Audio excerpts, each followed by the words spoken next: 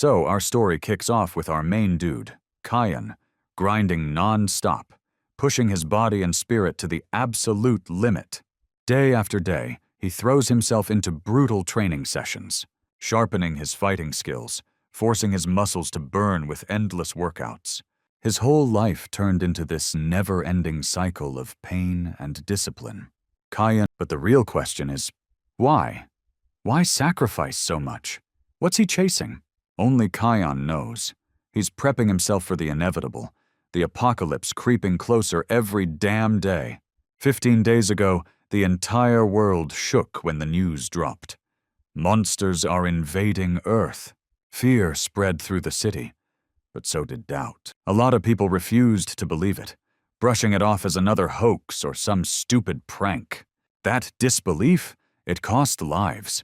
One by one, the non-believers started dropping. Kyan, tired of the world, just walked in silence, lost in his own head. Do those so-called monsters even exist? His phone buzzed with breaking news, reports of the first monster attacks flashing across the screen. But as long as it didn't touch him personally, he didn't care. Humanity already had enough pain and injustice, right? And yet, his doubt shattered in an instant. Right there, in the middle of the street, something totally not from this world was just lying there. Kyan froze, shocked out of his mind. The creature looked straight out of a nightmare, twisting and writhing on the ground. Anyone else would have bolted the second they saw it. But despite its freaky appearance, it wasn't attacking. It just lay there, helpless, drained, almost pitiful. Kyan hesitated. In front of him was a monster, and the last thing he wanted was to help it. Yet, in its eyes, he saw weakness, a longing for home, for family, something it might never see again. Kyan struggled with the choice, but in the end, he freed the monster. The creature looked at him with gratitude and handed him something strange. It was called the Silver Goblin Pill. Cautiously, he took it, and suddenly a blinding notification flashed before his eyes. The system had activated. Back home, Kyan sat for hours, staring at the mysterious pill that monster had left him. Holding it in his hands, he realized this was no small decision. This one choice could change his entire future. Meanwhile, the news was going wild. Massive towers were sprouting all across the globe. Before Kyan could even process it, a blinding explosion shook the air.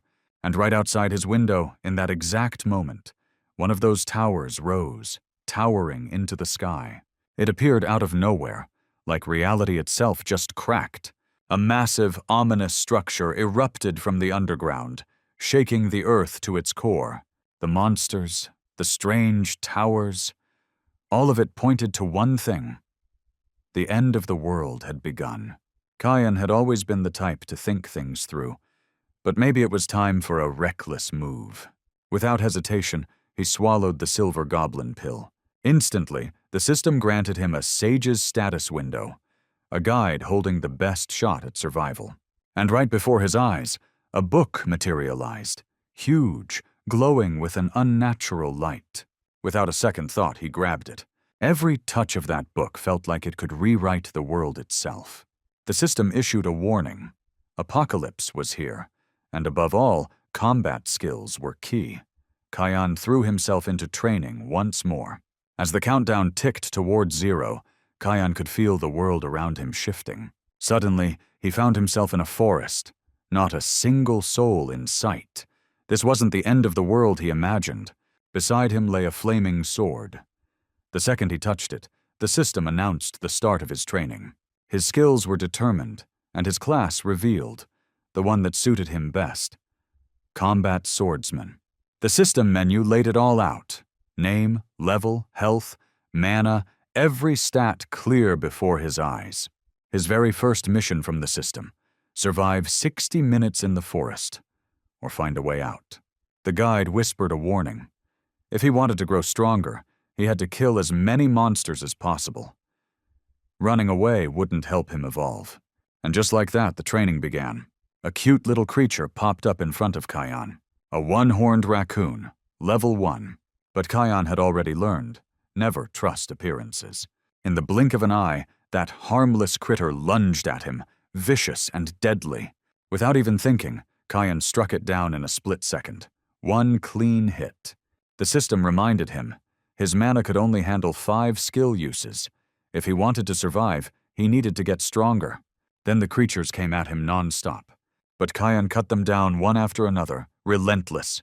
With every kill, his stats climbed higher. Each time he leveled up, he gained points to boost his attributes. But the moment he hit level 2, the system suddenly dropped him back down to level 1. It explained that because of his sage status, his growth would be slower than everyone else's. Kayan didn't like that one bit. Was this punishment for his choice? A wave of unfairness washed over him. But then, checking the menu, he noticed his stats had gone up, yet his points stayed the same. That's when it hit him. The guide wasn't just some bug. It was a glitch in the system working in his favor. This wasn't punishment. It was a chance. The system itself could become his strongest ally. All he had to do was keep pushing forward. Our hero went wild, cutting down creatures one after another, non-stop. With each kill, Kayan gained experience, leveling up again and again. But just as he expected, the glitch kicked in. His level reset back to 1, yet his points stayed intact, which meant he had the easiest path to stacking up his stats.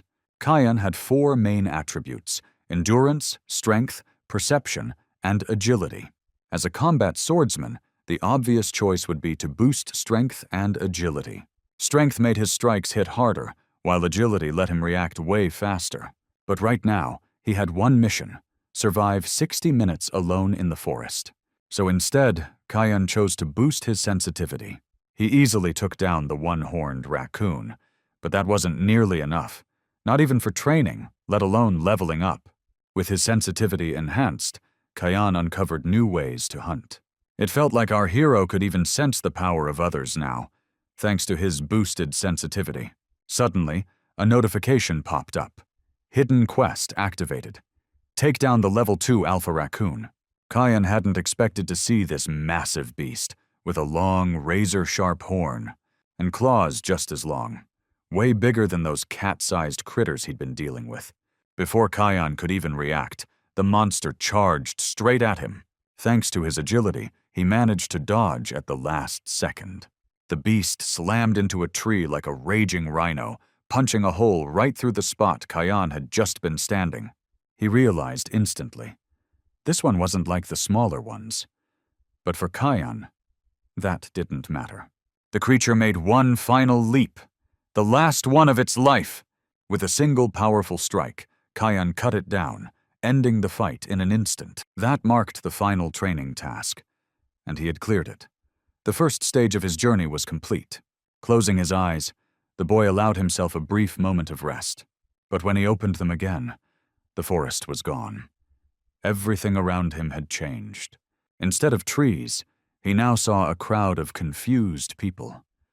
Shock filled their eyes, just like his own. Then, a loudspeaker blared with an announcement. The announcement boomed, telling them all they had successfully cleared their training. Now, they were standing in the lobby of the tower. Kayan quickly scanned the room. 14 men, 11 women. Everyone looked like they'd been through the same brutal fight as him. As the announcer's voice faded, panic broke out across the hall. The world had changed in an instant. But not for our hero. He already knew the end of the world was coming. A girl nearby asked where they were. Someone from the crowd shouted back. It was the Tower of the Apocalypse. And then, right in the middle of the group, a small rabbit appeared.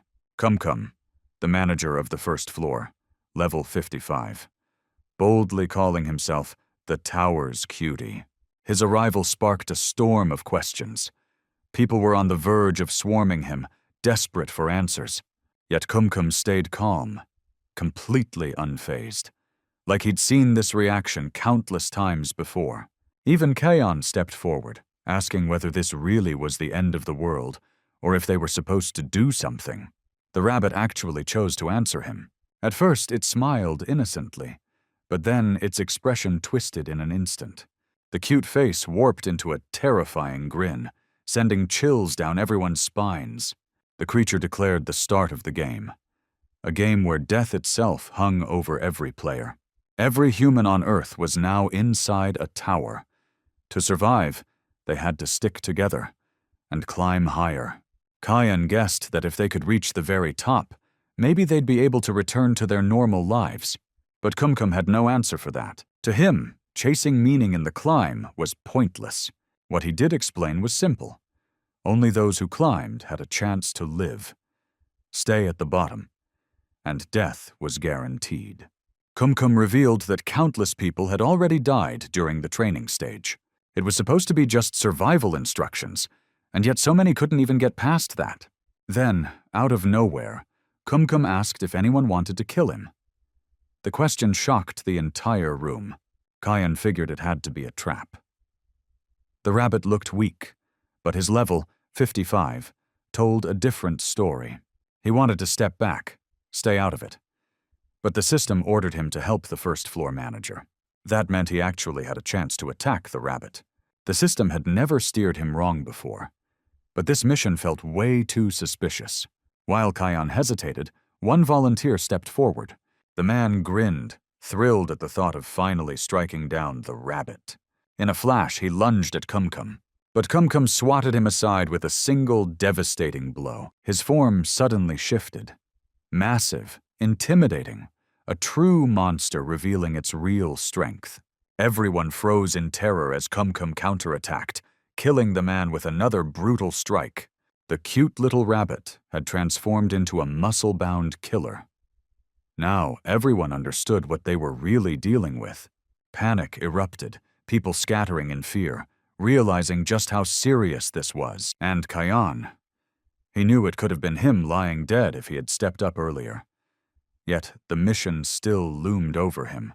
Meanwhile, the cutie slipped back into its innocent look, almost mocking them, waiting for new volunteers. Kyan began to doubt. Had the system made a mistake? Or worse, was this a trap meant to get him killed?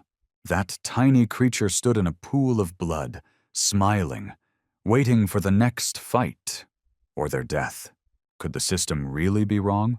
Or, even scarier, had it lied to him on purpose? The thought gnawed at Kyan. Suddenly, the system cut through his doubts with a new alert. The sage's status had fully activated.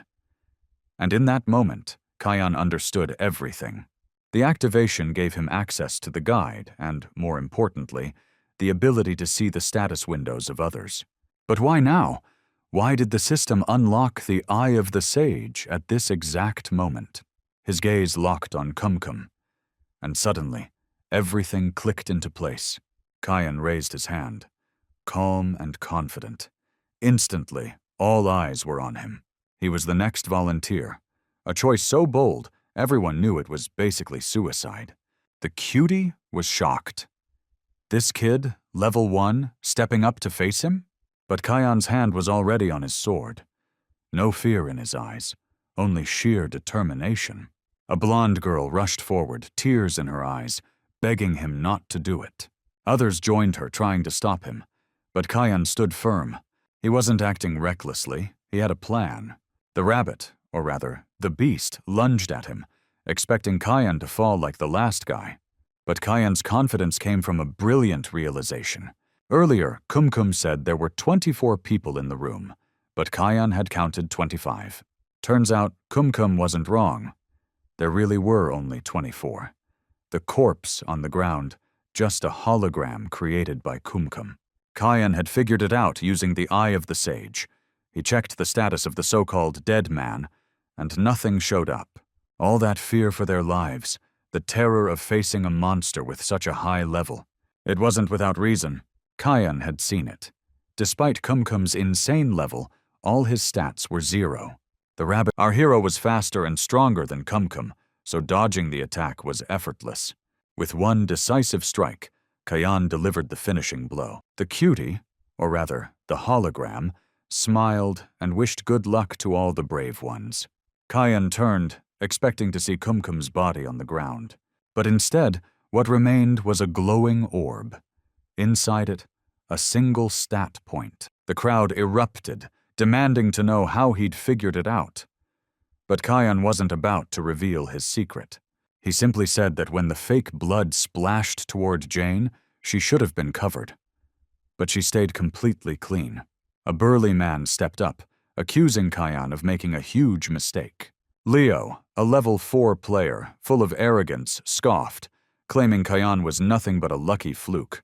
Kayan disagreed, but Leo kept pushing, mocking him, calling him a coward for still being level 1 after everything. The arrogant brute made it clear. He wanted to snatch that single stat point for himself. But Kayan wasn't Mother Teresa. Cold-blooded, he claimed the point for himself, not about to give it up to anyone. Leo lost it. Furious, he swore he'd hunt Kayan down until he quit the game for good. Then, suddenly, the loudspeakers blared again. An announcement about gold, currency that could be spent in the shop. Extra gold was being awarded based on the monsters killed during training. And the announcer dropped a bomb. There was one player in the zone holding a massive total of 7,400 gold. Some players whined about not hunted enough, while others admired whoever had pulled off such an insane result. But we know the truth. The best player was Kayan. He was the one who had racked up the most gold. There were 3 main ways to spend gold: buying items, upgrading skills, and boosting stats. Our hero chose the strategic path. He raised all his stats evenly to 20, building a solid foundation. Watching the others, he noticed how many of them spent their gold recklessly, guided by impulse instead of logic. Realizing his sports outfit wasn't fit for battle, Kayan bought himself proper combat gear, crafted for survival. Once finished shopping, he ran into the same blonde girl. She looked a little unsure of herself and asked for advice. Jane, a level 3 healer, admitted she had been impressed by his courage and confidence despite still being level 1. Kayan could already see her stats through the eye of the sage. But he asked anyway. How much gold did she have? Since she was honest, he advised her to invest in endurance, explaining that for her, it was the key to survival. Jane trusted him, thanked him sincerely for the advice, and promised she would follow it. The loudspeaker announced that a new task would begin soon. The rules were clear. Players had to form groups of 3. Anyone left unpaired would be assigned randomly. They had 30 minutes. River, a level 4 player, suggested everyone reveal their classes first. Following his lead, people began forming groups, choosing teammates based on class and level.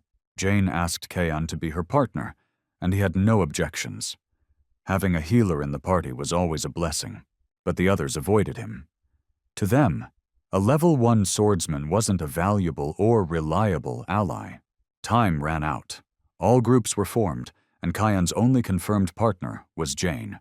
The mission began. And maybe, just maybe, the groups were built on one cruel rule: pair those who despised each other most. If that was true, then it explained perfectly why Leo ended up in Kayan's group. Why would a level 4 pro end up without a team? Did everyone seriously ditch him? Kayan hesitated for a sec. But in the tower, pride didn't mean squat. He was already figuring out how to flip this to his advantage. Their first mission as a squad was clear: take down a pack of kobolds in 12 hours. Leo instantly acted like the boss, telling everyone to stay out of it while he handled the monsters himself. Kayan was about to speak up about teamwork, but Leo cut him off, saying he'd do all the work anyway. So Kayan stayed quiet, just watching how it would play out. To Leo, someone like Kayan had no business being brave. He'd just end up dead fast. Jane wasn't like Leo, though. She actually worried about the group's survival. 3 totally different people forced into one team. Could they even pull this mission off? Around them, fruit trees grew wild, bugs buzzing everywhere, swarms of annoying insects filling the air. Looking around, Kayan realized they must have been dropped somewhere in the mountains. Jane wasn't sure they'd be able to handle a mission like this, but Kayan reassured her. If this was still the beginner's level, then they could handle it. And right then, something terrifying appeared in front of them. Huge claws, a body packed with muscle, radiating raw power. A level 5 beast. Wolf-like, but way tougher. Nothing like that raccoon from before. Kayan and Jane held their breath, trying to think of a plan. They wanted to scout the area first, to make sure no other monsters were nearby. But Leo didn't wait. He charged straight at the kobold, yelling like a maniac. He threw a heavy punch right into its face, sure it would be an easy win. The others froze. Nobody expected such reckless, almost stupid bravery. That stunt could straight up cost Leo his life. The beast snarled, flashing its razor-sharp fangs, ready to tear him apart. But Leo didn't even think about backing off, answering with the same wild fury. Kayan knew the guy was stubborn, but this? Picking a solo fight like that was insane. Jane rushed in to support him, using her healing powers and boosting his skills. Luckily, Kayan didn't sense any other monsters nearby. It's giving them at least a slim chance. Still, he noticed Leo's attacks were barely scratching the thing, so he pulled out his guide for answers. Turns out, kobolds were passive creatures. They wouldn't strike first unless threatened, meaning Leo had just poked a hornet's nest and brought this disaster on himself. Kayan flipped through the guide in a panic, searching for anything useful. Finally, he stumbled on something important. The redhead kept fighting with everything he had, activating his skill stone fist. But instead of finishing the kobold in one blow, he ended up drawing the attention of another one. Something even worse. A level 6 kobold. Faster, stronger, with a vicious snarl. Now the two monsters attacked together, doubling the pressure. Leo was barely staying on his feet, fighting desperately, hoping Kayan would step in. His eyes darted around, for a split second suspecting their teammate had bailed. The fight was breaking him. His body was reaching its limit. And suddenly, Jane, clutching her sword with trembling hands, charged recklessly at one of the kobolds. But she had no real combat skills. Her strike was more a desperate gesture than an attack. The girl had already resigned herself to death, gripping the blade tightly as if in farewell. Yet in that moment, the hero appeared from behind, his poisoned blade slashing into the monster. He unleashed his sword mastery, forcing the venom to spread faster through its body. The beast howled in agony as festering boils began to cover its flesh. Its head, struck directly by Kayan, suffered the most. And then, without warning, it exploded like a bomb. The level 6 kobold let out a dying gasp and collapsed. Lifeless. Leo froze in shock. He hadn't expected the tide to turn so quickly. Jane, on the other hand, couldn't hide her joy. The boy had just saved her life. As it turned out, the poison Kayan had used came from the strange fruits of the trees they had passed earlier. While the bugs swarmed everything around them, those fruits were left untouched. The system revealed that this toxin was lethal against kobolds. Using his guide, Kayan could summon these poisoned apples straight into his hands. In other words, the key to clearing the first mission had been with him from the start. Kayan helped Jane back to her feet, and she thanked him sincerely for saving her. But Leo wasn't pleased with the hero's sudden reappearance. To him, it looked like Kayan had just been hiding in the bushes while they fought. The redhead shouted that Kayan had stolen his victory, claiming he had been the true fighter. He simply couldn't accept that a level 1 rookie had taken down the monster while he had failed. The sun dipped slowly behind the horizon as the group finally reached the kobold settlement. Strong and relentless, Leo butchered his enemies with brute force. He burned through nearly all his stamina in the endless, savage battle. His body was covered in deep wounds, the beasts striking back just as fiercely. Yet despite the pain and exhaustion, giving up never even crossed his mind. Meanwhile, Jane and Kayan calmly cut down the monsters, swift and efficient with every move. The redhead fought desperately in the middle of the horde, while those two hadn't even broken a sweat.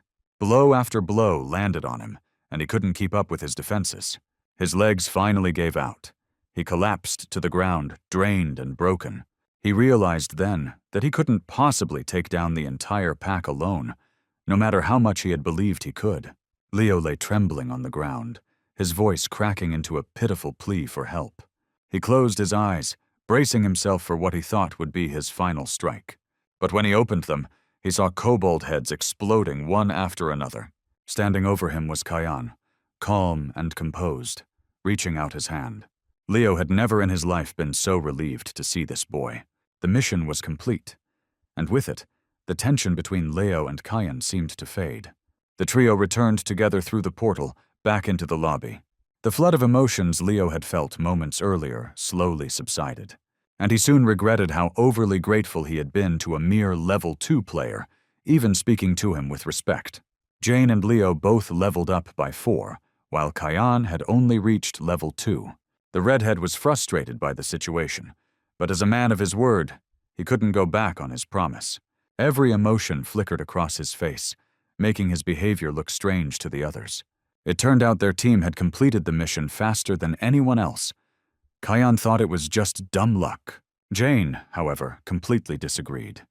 In her eyes, no one but him could have found a way out of that mess. He accepted the praise with a smile, though deep inside he felt like a fraud for lying about the guide. Soon, other groups began returning. Maybe they weren't the only ones who cheated and used the poisoned apples, but not everyone had made it out so easily. Many had lost their lives. Another group emerged from the portal, but only 2 remained alive. Kobolds were merciless and brutally strong creatures. From the loudspeaker came the announcement that the mission was over. All 6 groups had returned, but 8 out of the 24 fighters hadn't survived. They were dead. The mission had been tough, and it was expected that not everyone would make it. But 8 casualties. That no one had seen coming. How many more lives would be snuffed out before they finally reached the top floor? The reward distribution for clearing the first mission began. Those groups that hadn't lost a single member, and the group that arrived first, each would receive 1,000 gold. Our trio snagged the reward twice, stacking up the bonus. Kyan decided to save as much as possible. Gold would be his lifeline, his insurance. Everyone grew curious, wanting to know who had claimed first place. This time, Kyan couldn't hide the truth. River's team had come in second and had seen them. But just as he opened his mouth to explain, Leo stepped forward and proudly declared that it had been them.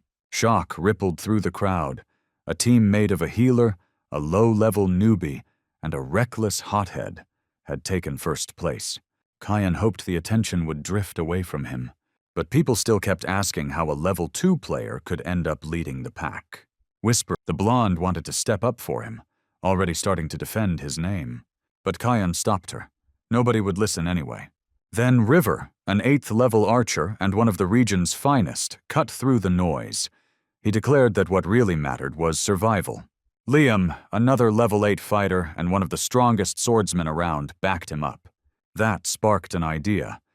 If they wanted to reach the summit, they'd have to move forward together, side by side, in memory of all those who had fallen.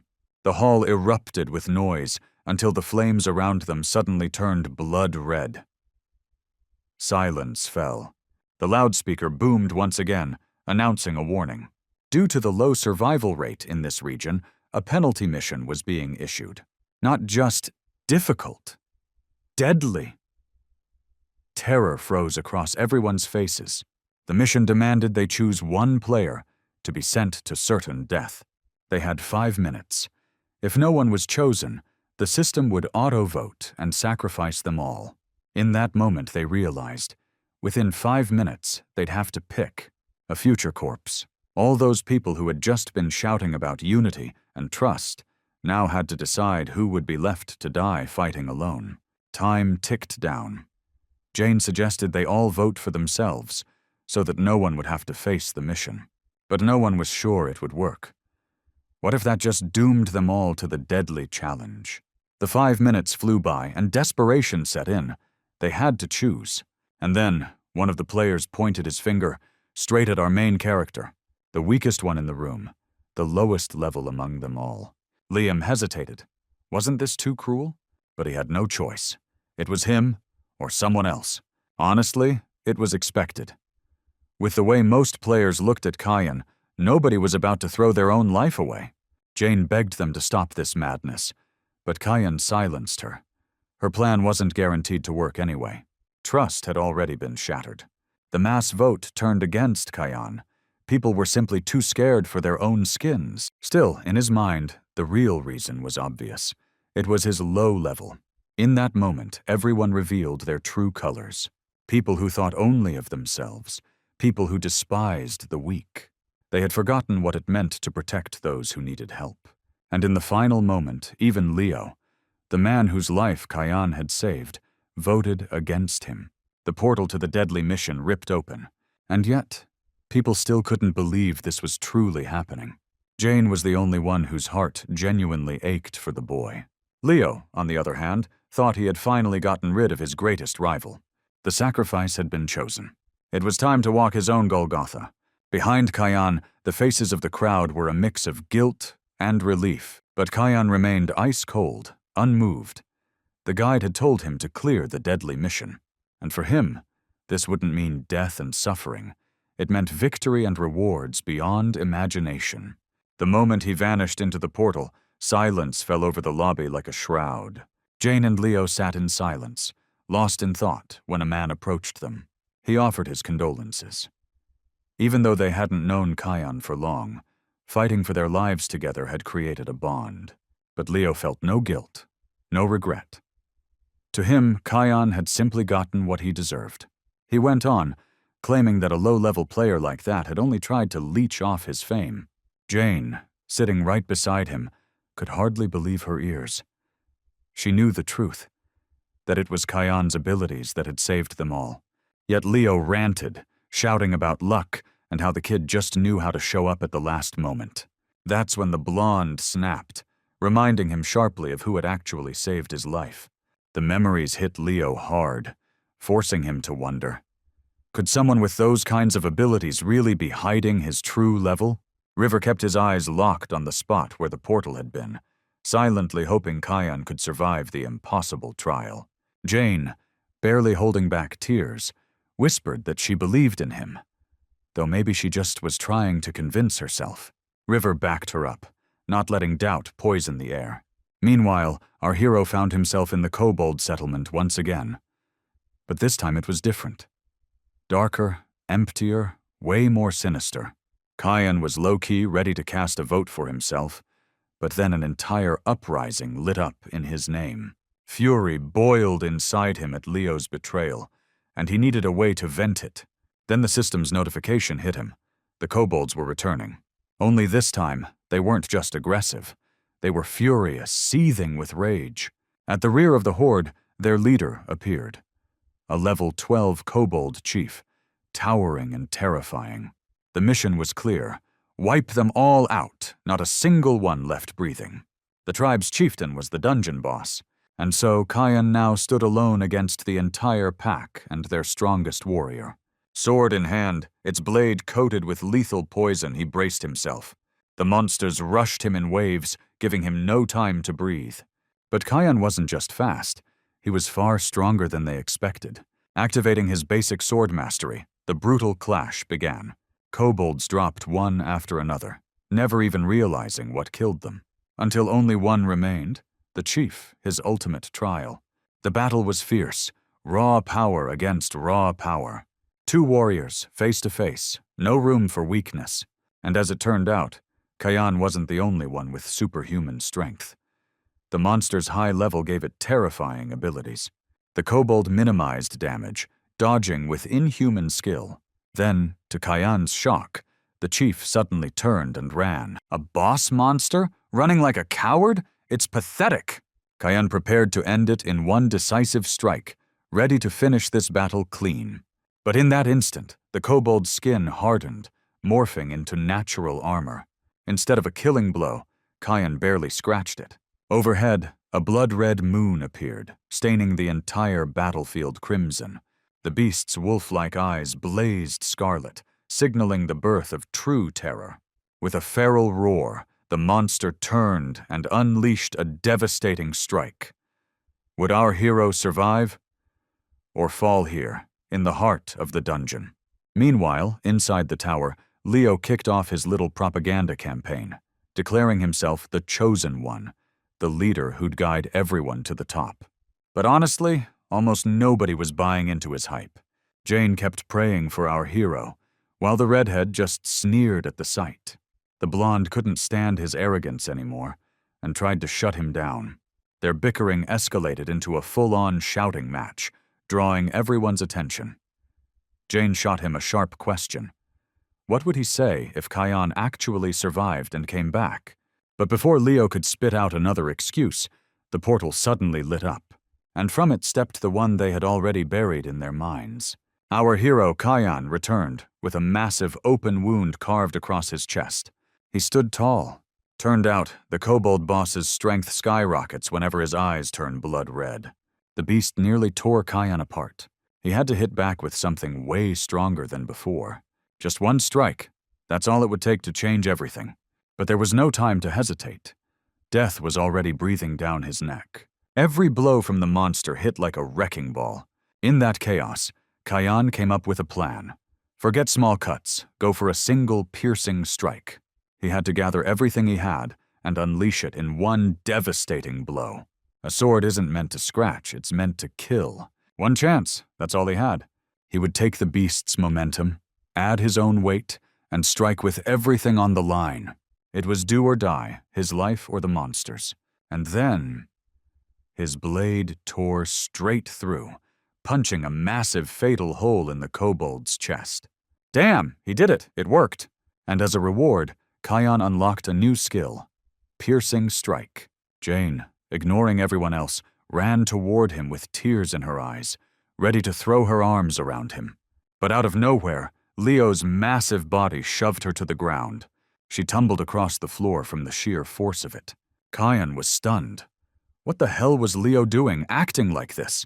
The redhead roared across the hall, claiming he always believed in Kyan, that he knew he'd survive and overcome every trial. But the truth was obvious. There wasn't a shred of sincerity in his words. And Kyan knew it better than anyone. Kyan's return unleashed a storm of questions from the others. They couldn't understand. Why had he slain the boss, yet gained no level up? Doubt began to creep in. What if his mission was a trick, like that case with Kumkum? Maybe he was just an absurdly lucky trickster. Kyan's suspicions were confirmed. People always want the weak to remain weak. Since childhood, he had been mocked by anyone who felt like it. Nobody believed that a worthless orphan could ever accomplish anything on his own. While he needed to take control of the situation, to shift their focus away from him. Suddenly, Jane spoke up in his defense. For her, it was unthinkable to doubt someone's strength when he had literally fought death and won. Kyan was quietly moved by her determination. Even Leo joined in to support him, but his motives were more selfish than sincere. No one understood this performance, but no one dared to oppose the giant man either. With two people standing up for him, Kyan felt just a little calmer. Still, his goal was always to preserve as many lives as possible. To calm suspicions, he decided to reveal something. When he drew out the sword he had earned as a reward, every jaw in the hall dropped. A rare weapon, boosting attack by pleasant 15%. Any swordsman would have killed for such a treasure. River, sharp as always, noticed the poison Kyan had used on the apples, but Kyan brushed it off, calling it mere luck. The archer defended him, reminding the others that this reward was far more valuable than a few scraps of survival experience. But Kyan corrected them. This wasn't about survival. He had literally been running from death itself, and the blame lay with everyone present. Liam finally cracked under the weight of those words, and admitted Kyan was right. He stopped making excuses and confessed to everyone, and to himself, that his vote had been selfish. To vote for the lowest level player was never survival strategy. It was exile, and they all knew it. Liam bowed his head and apologized sincerely for throwing him to danger like a stray pup. Yet he was truly grateful that Kyan had made it back alive. But not everyone shared Liam's guilt. A girl from the crowd coldly remarked that someone had to go, and Kyan had even returned with loot. The two of them clashed in argument. He spoke of guilt and conscience, while she scoffed, telling him to stop the circus, reminding him that he was the first to cast his vote. Keishan silenced the foolish quarrel. His words weren't meant to shame them, but to end the pointless conflict. This deadly vote wasn't about killing the weakest. It was the Tower's way of dividing them. The Tower thrived on sowing distrust, provoking conflict and discord among its challengers, and it delighted in sending them down the path of ruin. Kyan's return, however, became proof that their actions could defy the Tower's will. River asked if he had a plan. Kayan vowed to seek every possible way not only to survive, but to ascend the tower itself. Higher and higher they would climb. With pure hope in his eyes, the hero looked upward, believing that all of them might one day reclaim their former lives. His words ignited a spark, the spirit of victory, the will to fight for happiness. Jane added her voice, urging everyone to unite for success. Even Liam was inspired, realizing at last that one's level alone never defined their worth. And then, out of nowhere, their manager appeared once again. The sly trickster. Kum. He announced a new challenge. This was a survival game, not a vacation. His sudden appearance drew a storm of questions. How had he returned? Why was he here again? Would he hand out stat points? Kayan, however, already guessed the nature of the trial. The second-level mission would take place here, among the remaining 16 players. Its name, Royal Battle. Kum smiled, saying that since they were still low-level, the trial wouldn't be too difficult. But by now, none of them trusted the rabbit's words. The rules. Each of the 16 players would face their own duplicate, 32 bodies in a single room. Their task, eliminate the doppelgangers. But the clones carried not only identical stats, but identical memories, making the battle infinitely more brutal. The cruelest rule of all, killing one's clone yielded nothing. Only by killing another player could one earn gold and stat points. In other words, the tower demanded they slaughter each other for the chance at reward. And if 30 minutes passed without a single death, all players would be forcibly summoned to the lobby and face an unspeakable catastrophe. Without warning, a portal tore open in the center of the hall, and something monstrous began to crawl out. Panic spread like wildfire as players fled from the inhuman hand that emerged. From the portal rose a beast of unknown level, towering like a skyscraper. Just one glance at its form was enough to make one wish to hide under a blanket and pray it was only a nightmare. Did the tower truly expect this handful of players to fight that? A thunderous shockwave ripped through the hall, shattering everything in its path and flinging bodies like helpless puppets. Kayan threw himself to the ground with Jane and Liam, narrowly avoiding the rain of debris. That colossal monstrosity was catastrophe made flesh. The players had expected something grand, but not this, and certainly not on the second floor. Panic erupted, hysteria swept through the hall, shock paralyzed their minds. It was time, the moment for the hero to seize control. Using his high agility, Kayan darted forward, saving a boy frozen in terror before the beast. The mission hadn't even begun, yet the apocalypse had already descended upon them. Kum cackled like a madman, reveling in the spectacle. Kayan recalled the rabbit's words about catastrophe, and a spark of brilliance flashed in his mind. Perhaps this was all a demonstration of power, the monster, the destruction. It was all an illusion, incapable of inflicting true harm. Those who did not falter rushed in to fight, striking the beast with desperate resolve. Yet their efforts were meaningless. The creature showed no sign of pain, no hint of damage. Watching them, even Kayan began to doubt. Was this truly just a show? Jane's mana, the lifeline of their healer, was nearly drained. There were no casualties yet, but it was only a matter of time. A new wave of the monster's devastating force gathered, ready to crash upon them. Kayan shouted for everyone to retreat, to escape the shockwave. Yet he himself refused to move. Liam tried to pull him back, but the hero's resolve was unshakable. Only he could bring this monster down. If he combined his piercing strike with the indomitable blade, perhaps, just perhaps. Energy flared across Kayan's sword, visible to all as the beast's colossal fist closed in. It would be either his death or the triumph of his gambit. There was no third path. A blinding flash tore through the hall.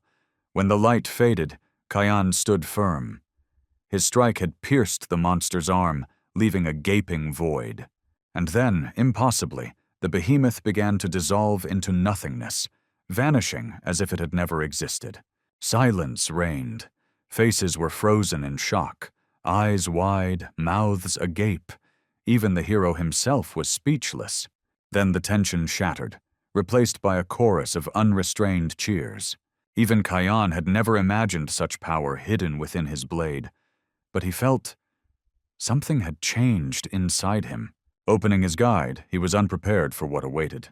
He had exceeded his limits. His body was now bound by exhaustion. 3 minutes of complete powerlessness. His strength failed him. Collapsing, the world blurred before his eyes. Darkness closed in, and consciousness slipped away. The system's voice rang out, strength restored. It was like a surge of pure adrenaline rushing through Kayan's veins. Players gathered around him, but his gaze was hollow. His mind still lost in the storm of what had just transpired. Liam, standing closest, was moved to the core. None could believe the boy had hidden such overwhelming might. Yet Kayan ignored all words, all stares. His only concern was the truth behind the so-called catastrophe.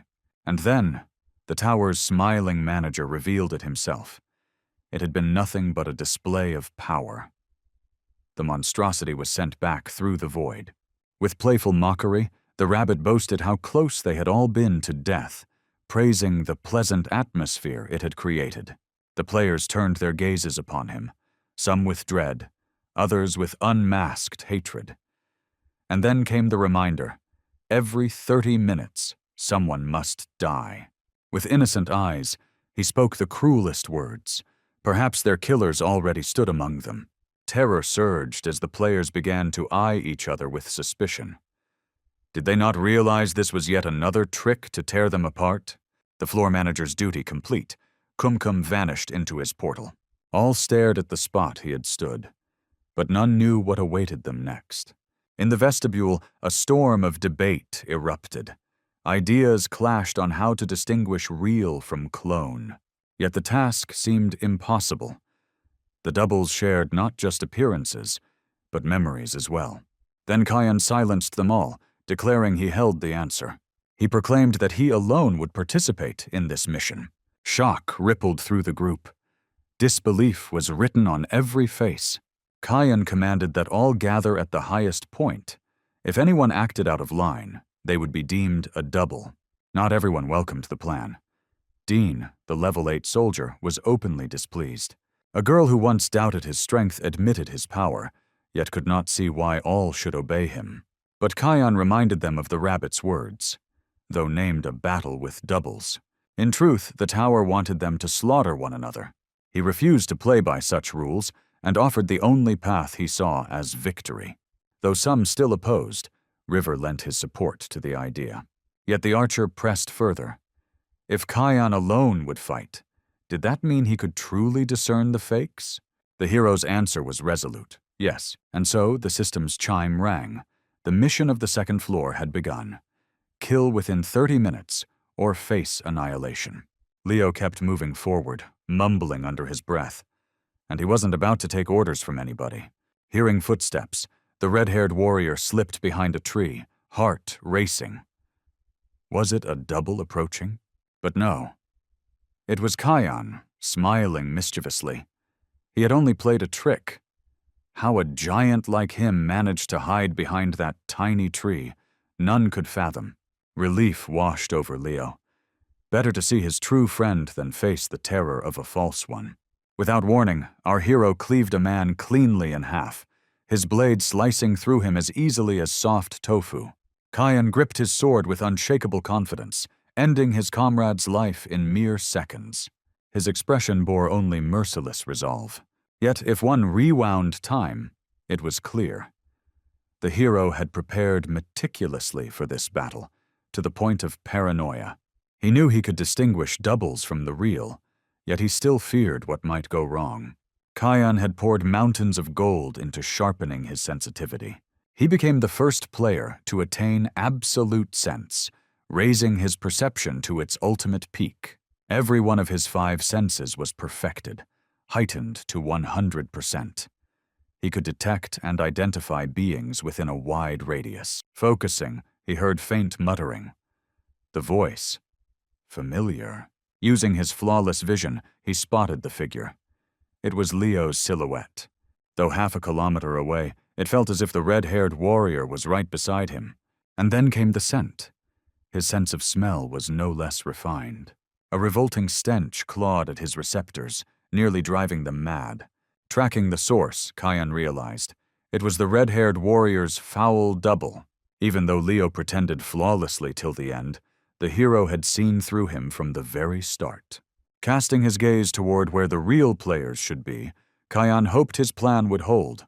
Thanks to River's support, they had reached a fragile consensus, but the future remained uncertain. In theory, nothing should happen as long as they stayed atop the peak.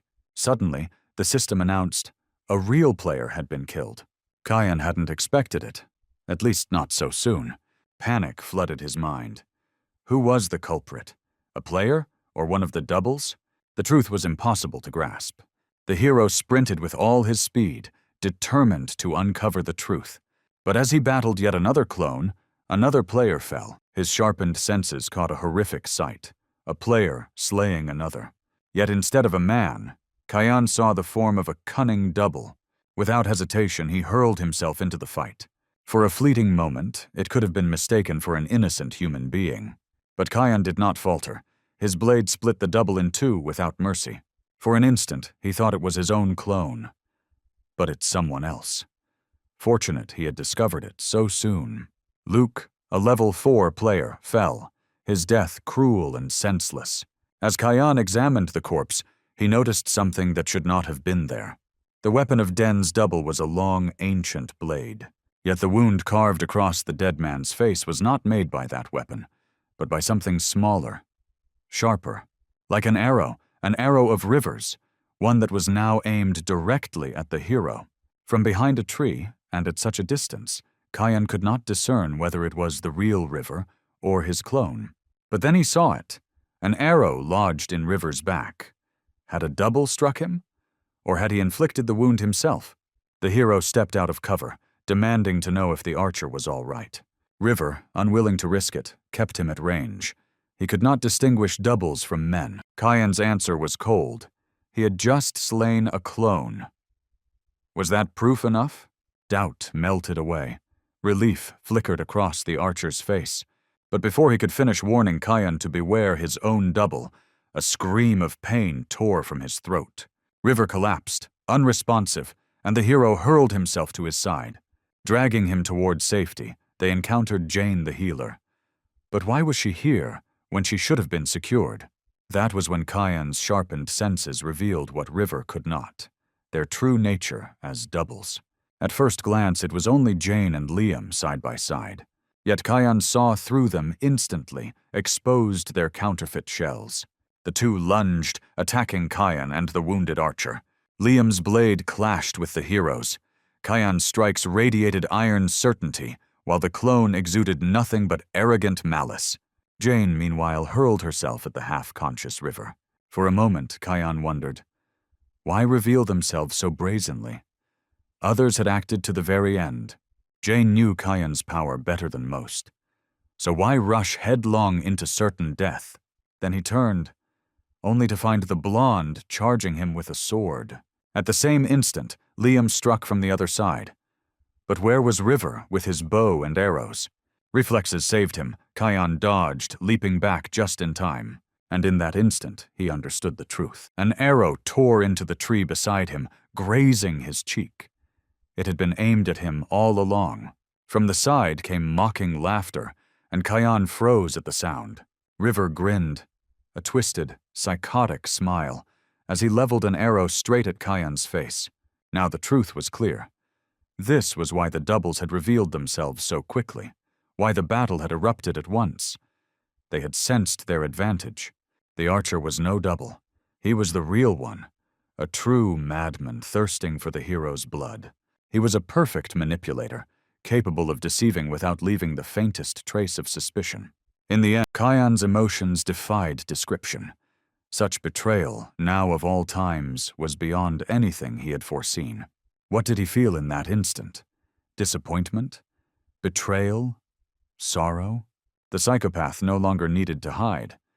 He mocked the hero openly, reveling in his despair.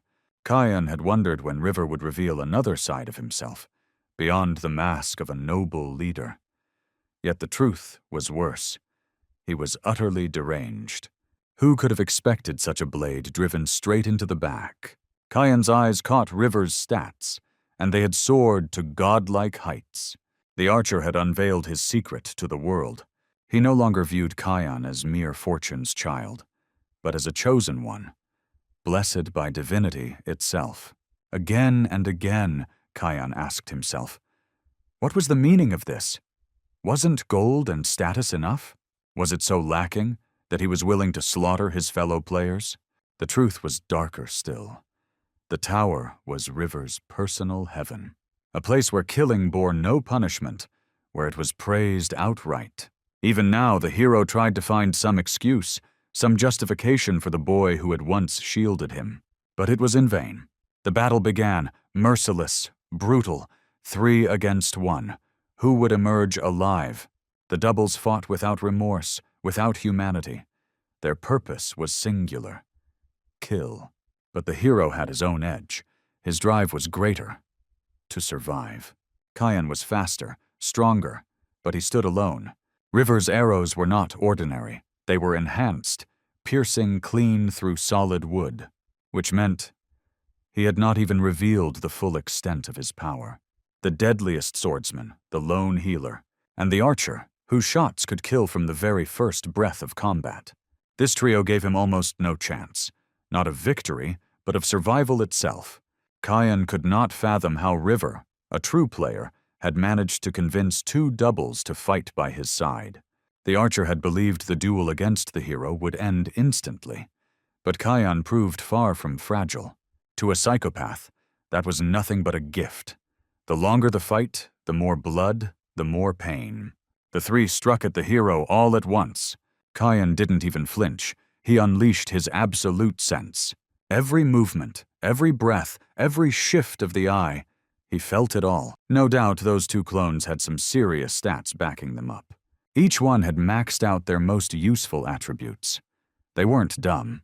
But no matter how you looked at it, Kyan was simply better.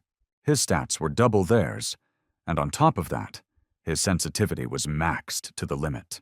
His strikes were swift and precise. Neither Liam's sword skills nor Jane's healing magic could save them from the inevitable. Now Kyan stood face to face with the true psycho killer. River.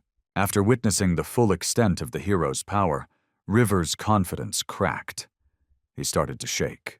The archer dropped to his knees, desperation written all over his face. But Kyan radiated nothing but icy, unshakable confidence. River began to whimper, beg for mercy, humiliate himself, anything to survive. He spat out excuses, claiming he only panicked after seeing the hero's abilities. But the truth was clear. River had completely lost his mind. He begged for just one more chance, swearing he could prove he was a good guy. But it was all a distraction. His hand was already reaching for another arrow. He didn't even get the chance to fire. Kyan, without hesitation, delivered the killing blow. Yeah, this hero wasn't someone you could just hunt down. This guy was something else, like Bruce Lee at his peak. Now only 13 players and 11 doubles remained alive. Kyan had hoped to stick to his plan. But in the end, he was forced to kill a real human. That's when the system message appeared.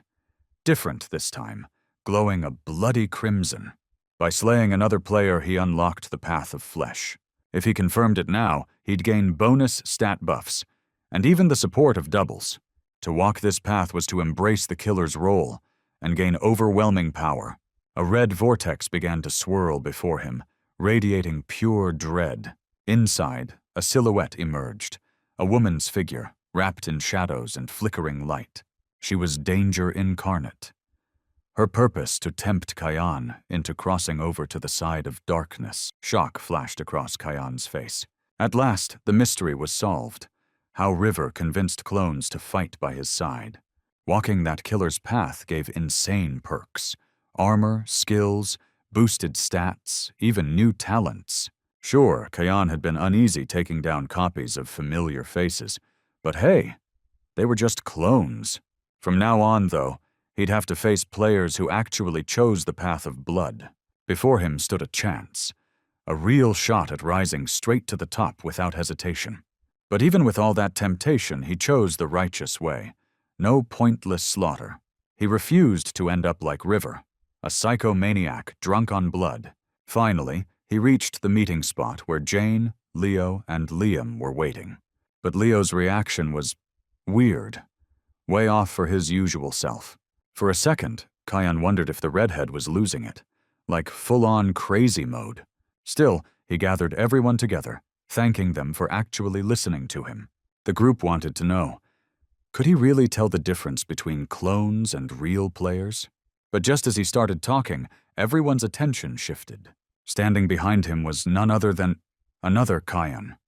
Same face, same voice, but his clothes were spotless. No blood. The crowd froze.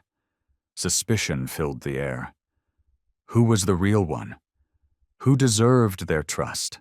It was like staring into a mirror, and Kion knew the decision was no longer his, but theirs. This was exactly why he wanted to meet his clone earlier, to avoid this kind of mess. But River's madness had already thrown the game off script.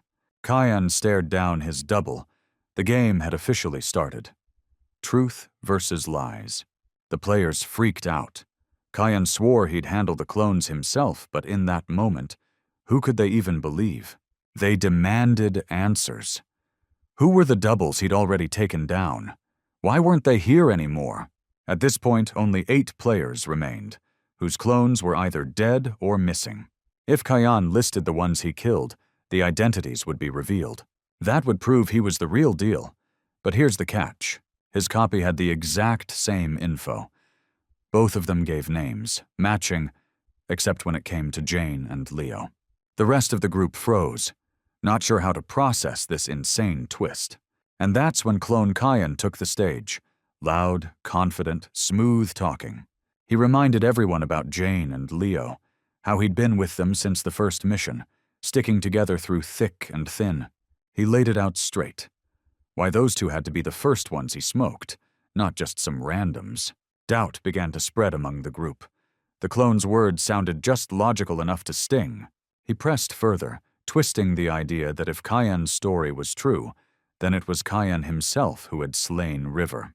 The clone painted River like some saintly figure, the noble leader, always supporting his team, always urging them to stay united. He leaned on the thought that such a man couldn't possibly have fallen so easily. The unspoken question grew heavier. Could they really trust someone who had killed a real player? Victory in this mind game seemed only one step away from the clone's grasp. He pointed the finger at Kion with smug confidence, playing the role of the righteous accuser. The moment the others realized their leader was gone, their will to strike Kion flared without hesitation. But Leo interrupted the madness, reminding everyone that if Kion was a clone, then the same suspicion could fall on him as well.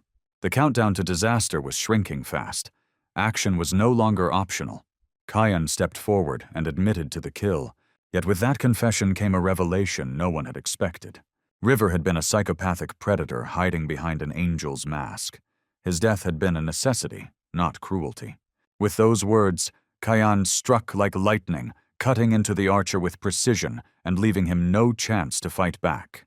The clone, for a moment, was sure the attack had been meant for him, frozen in misplaced anticipation. Liam pointed out the obvious. If Kion truly were a cold-blooded killer, then gathering everyone here would have given him the perfect advantage already. In that light, the situation suddenly looked far less convincing for the clone. If a clone dared to kill one of the players, he would expose himself instantly. And that was a risk no imposter would take. On the other hand, if Kion really could see through them, then slaying a clone outright would prove he was the real one. The group still wrestled with disbelief. Could kind and dependable River really have been a murderer all along? Kion's response was sharp and absolute. Yes, River had worn a mask of virtue to hide his devil's heart. Mary, the short-haired girl, snapped at the claim.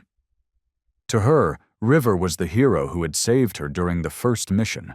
How dare anyone stain his honor? With rage burning in her eyes, she lunged at Kion. But mid-attack, Her expression froze. Her scream died in her throat. A single arrow jutted from her back, one that could only belong to one man. River himself had fired with flawless precision. Mary fell, silenced forever. Kyan's words were now undeniable. River's facade was shattered, and only 12 players and 11 clones remained alive. The clone of the fallen archer revealed his true core, a psychopath dripping with bloodlust. Yet his existence didn't last long.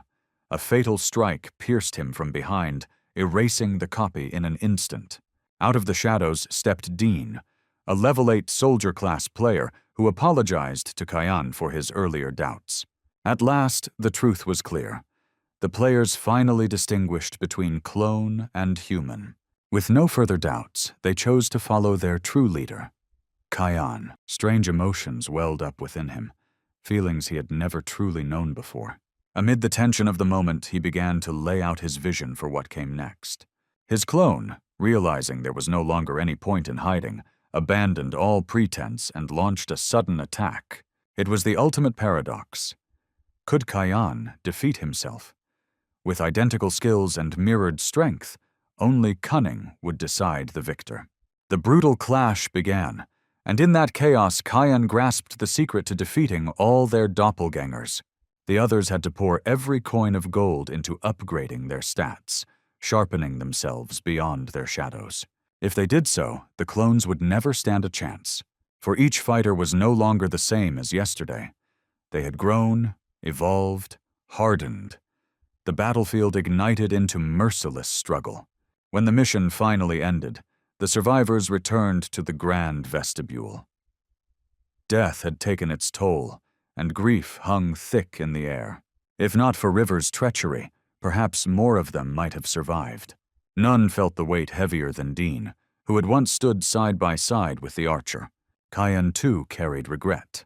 In his heart, he had wished to avoid the graves of allies. Perhaps in other towers, the situation was even darker. Not all would face trials as he had. Some would embrace the path of a cold-blooded killer.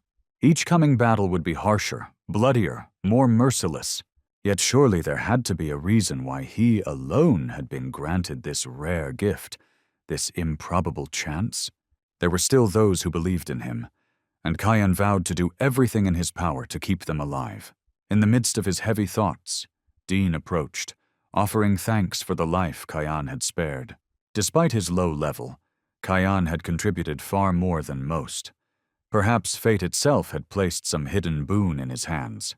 Kyan took note of the man's caution and sharp judgment, qualities that could make him a pillar in battles yet to come. Dean openly asked forgiveness for ever doubting him, for dismissing his strength. One by one, the others echoed his words, offering their own apologies. From across the hall, Leo, in his usual smug way, shouted that they should have been riding on Kyan's back from the very start, just like he had. Dean then declared for all to hear that he wished Kyan to remain their leader and guide them to the very peak. The boy had not expected to earn such trust so quickly, yet he was moved, humbled, and quietly proud. The distribution of gold began, each reward measured by the deeds of the mission. To their surprise, every survivor received a share, even though none had slain another human, aside from Kyan. The red-haired warrior made a point of boasting about his hard-earned coins, flashing them with fiery pride. And so the players, having followed Kyan's lead, reaped the rewards of survival. The hero himself received a grand reward, 12,500 gold pieces added to his account. The system announced his earnings, unlocking for him an enhanced version of the store. It became clear that to acquire rare artifacts, one first had to raise the rank of the shop itself. Kyan began to carefully consider his choices, weighing what would serve him best in battles to come. Spending 5,000 gold, he purchased a mastery upgrade, sharpening his swordsmanship and, most importantly, ascending to level 3. Once, he had wielded a technique beyond his reach by sheer accident. Now he could call upon it freely, without restriction. His shopping complete, Kyan turned his gaze toward the others. He transferred 1,200 gold to Jane, leaving her visibly stunned at such generosity. His reasoning was simple. Through battles with kobolds and doppelgangers, she had stood at his side, always lending her strength. In a world where death could claim anyone at any moment, laughter and trust between allies were treasures beyond gold. To support and to smile with those who opened their hearts, that was the true path forward. And for that, Jane's healing arts and gentle spirit were priceless. His gesture filled her with resolve, and she strengthened herself, raising her power to level 2. He also sent 200 gold to Leo, hoping to curb the man's reckless antics. For within him lay potential. If reshaped, he could yet become someone worthy. Easily swayed by coin, the red-haired trickster vowed to obey Kyan's every command. Soon the system announced their next mission. Time had come to test the fundamentals of his newfound third level. The trial of the third floor began at the base of an imposing structure. Its name, the Siege. The system revealed that here, for the first time, they would cross paths with players from other districts. Their task was clear.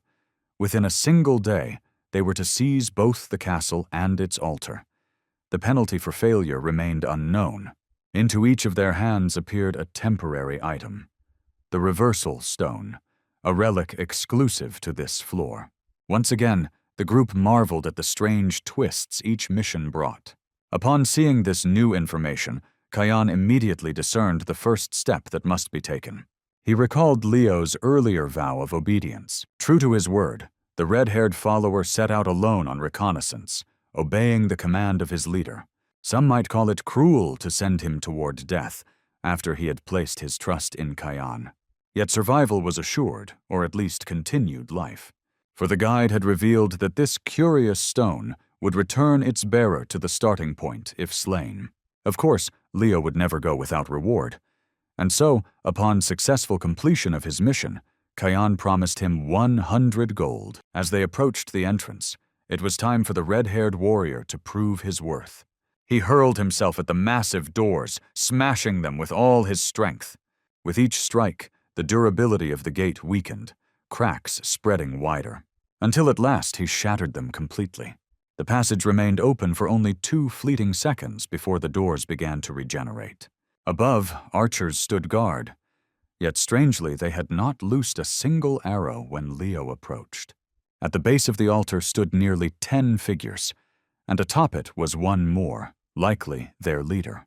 Kyan silently willed him not to act recklessly, for otherwise the truth of the reversal stone would be exposed. But Leo was not one to heed the warnings of others. The moment he lunged forward, a bullet-like projectile shot toward him, eerily resembling the very stone he carried. It struck him squarely in the face. The impact left grievous wounds, perhaps even mortal. Clutching his face, the red-haired warrior fell to his knees, writhing in unbearable agony. His mind could not grasp what had just befallen him. As his vision blurred, and the pull of the stone began to drag him back, he glimpsed something. Was that a gun in her hands? Kyan could scarcely believe his own senses. This was a true firearm. Leo swore that it was real, but such a weapon should have been impossible at this stage. Even Dean, a soldier of level 9, possessed nothing more than blades. It could only mean that someone within that group had chosen the path of the assassin. That revelation explained much, for Kyan too had once been offered a legendary weapon, unattainable to others. This battle would be merciless and undoubtedly cruel. To prevent their leader from faltering, Jane encouraged him with steadfast words and a warm presence. The others echoed her, declaring their resolve to fight at his side and conquer the trial. Their faith ignited Kyan's spirit. Together, they were ready to strike. Yet within the castle's walls lingered an ominous silence, a foreboding that horrors awaited them still. With resolve burning bright, Kyan led his group into the assault, armed with a treasure he had gained on the second floor. The red-haired fighter taunted them, believing that if they had not attacked before, they would not do so now. He could have revealed the stone's secret, but Kyan reasoned that such a move would only make others believe he possessed regeneration. As expected, this time the archers released a volley of arrows, leaving no room for escape. Yet the protagonist was swifter, reacting far faster than anyone else could. The arrows hurtled straight toward Leo, aimed with deadly precision. but Kyan cleaved them apart mid-air, the shafts shattering before they could ever reach the red-haired warrior. Using Leo as a foothold, the young fighter pushed off with explosive force. He soared upward, landing upon the structure where the archers stood, ready to end the threat instantly. With a calm and focused expression, the hero struck them.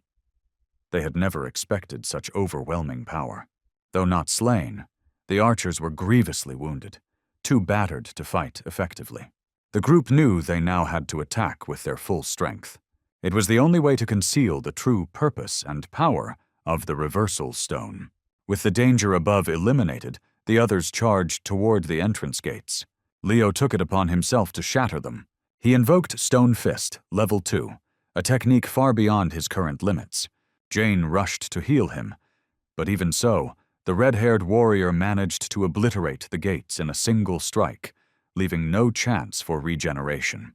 From above, Kyan heard one of the archers mutter that his mercy would prove meaningless. Inside, the sight was the same as Leo had witnessed before, a cluster of fighters and a woman standing before them, pistol raised. From the atmosphere alone, it was clear. She was no leader, but a tyrant. Cold mercilessness burned in her eyes. Consulting his guide, Kyan saw her for what she truly was, an assassin of level 13, armed with the sniper skill at level 3. To have climbed this high, she must have wrought a true massacre upon the second floor. Without hesitation, she raised her weapon and fired directly at Kyan. Unprepared, the young hero failed to react in time. The bullet tore through his chest. Drinking a healing potion, he was forced to admit his mistake. He had underestimated her. Thankfully, he had prepared beforehand, purchasing leather armor akin to a bulletproof vest, resistant even to magical force. If she wielded such a complex weapon, then it was unlikely she had yet acquired an item to restore her mana. Each shot cost her 10 mana, which meant 13 bullets remained. The enemy players advanced with one thought only: victory. Yet Kyan's party was unnervingly fast, terrifyingly strong. Still, what use was speed when forced into close combat against flying bullets? How could they possibly reach the altar when death awaited them almost at the threshold? But the participants had anticipated such a development, and they too had stocked up on enchanted garments. The opposing group stood idle, awaiting orders from their leader, while she alone carried out the battle. Though the bullets did not kill instantly, they drained mana at an alarming rate. Jane, the sole healer, remained behind the lines, restoring wounds and bolstering her allies' strength. When Kayla noticed the strength of Kyan's team growing, she finally sent her own forces into the fray. Under such circumstances, the heroes needed to reach the altar as swiftly as possible. Perhaps they would have spared the others, but fear of Kayla's wrath drove them to fight. The protagonist clashed with multiple foes at once, giving none a single chance at victory. It was then that the tyrant woman, recognizing his strength, fired a bullet directly at his face. Yet death did not claim him, for Liam intervened, deflecting the shot with a swift strike of his blade. The assassin clearly despised how the swordsman had ruined her kill. Without hesitation, she erased him from the field, cutting him down so he could no longer interfere. Jane could not keep up with the flood of wounded returning from the battlefield. Kayla's shots were precise, merciless. More and more fighters fell with every pull of the trigger. Though they would revive, the slaughter felt all too real. How could one kill with such a cold, vacant expression? Perhaps she even savored it, quenching a thirst for blood much like River once had. The hero unleashed the full force of his beginner swordsman, level 3. With lightning speed, he cut down every enemy who dared remain near him. At last, he stood face to face with the frenzied assassin herself. While the hero fought for the altar, Leo pursued his own path, determined to finish off the others in his own way. Kayla's eyes widened as Kyan displayed such strength at only level 3, and he answered with scorn, pointing out that even her level 13 had been far from honest. The altar comprised 3 positions, and to claim it, 3 fighters had to stand upon them simultaneously. Taking one of the positions, the hero triggered the capture sequence. To complete the challenge of the 3rd floor, he still needed 2 more allies to claim the remaining points. But first he had to rid himself of the psychopath before him. With astonishing agility, Kion evaded the bullet aimed directly at his heart. In a flash, he counterattacked, striking with a speed Kayla never could have predicted. Yet her reflexes were honed to perfection. She instantly parried the blow with expert precision. The woman could scarcely believe it, that a mere low-level player had matched her strikes. It was unthinkable. The hero resolved to deliver a fatal strike, ending this nightmare once and for all. Yet Kayla would not allow it. With her heightened attributes, she instantly leapt back from Kion's blade. Mid-air, she fired several shots at him, but not a single one found its mark. None of the bullets even grazed him. He stood motionless, as if he had foreseen them all. Who had taught him to read attacks so flawlessly?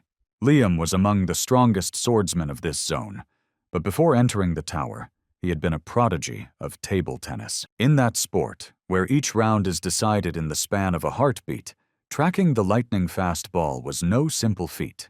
The more skilled the player, the better they could follow the eyes of their opponent and predict the trajectory of every strike. Liam's very title had once been the Genius of Foresight.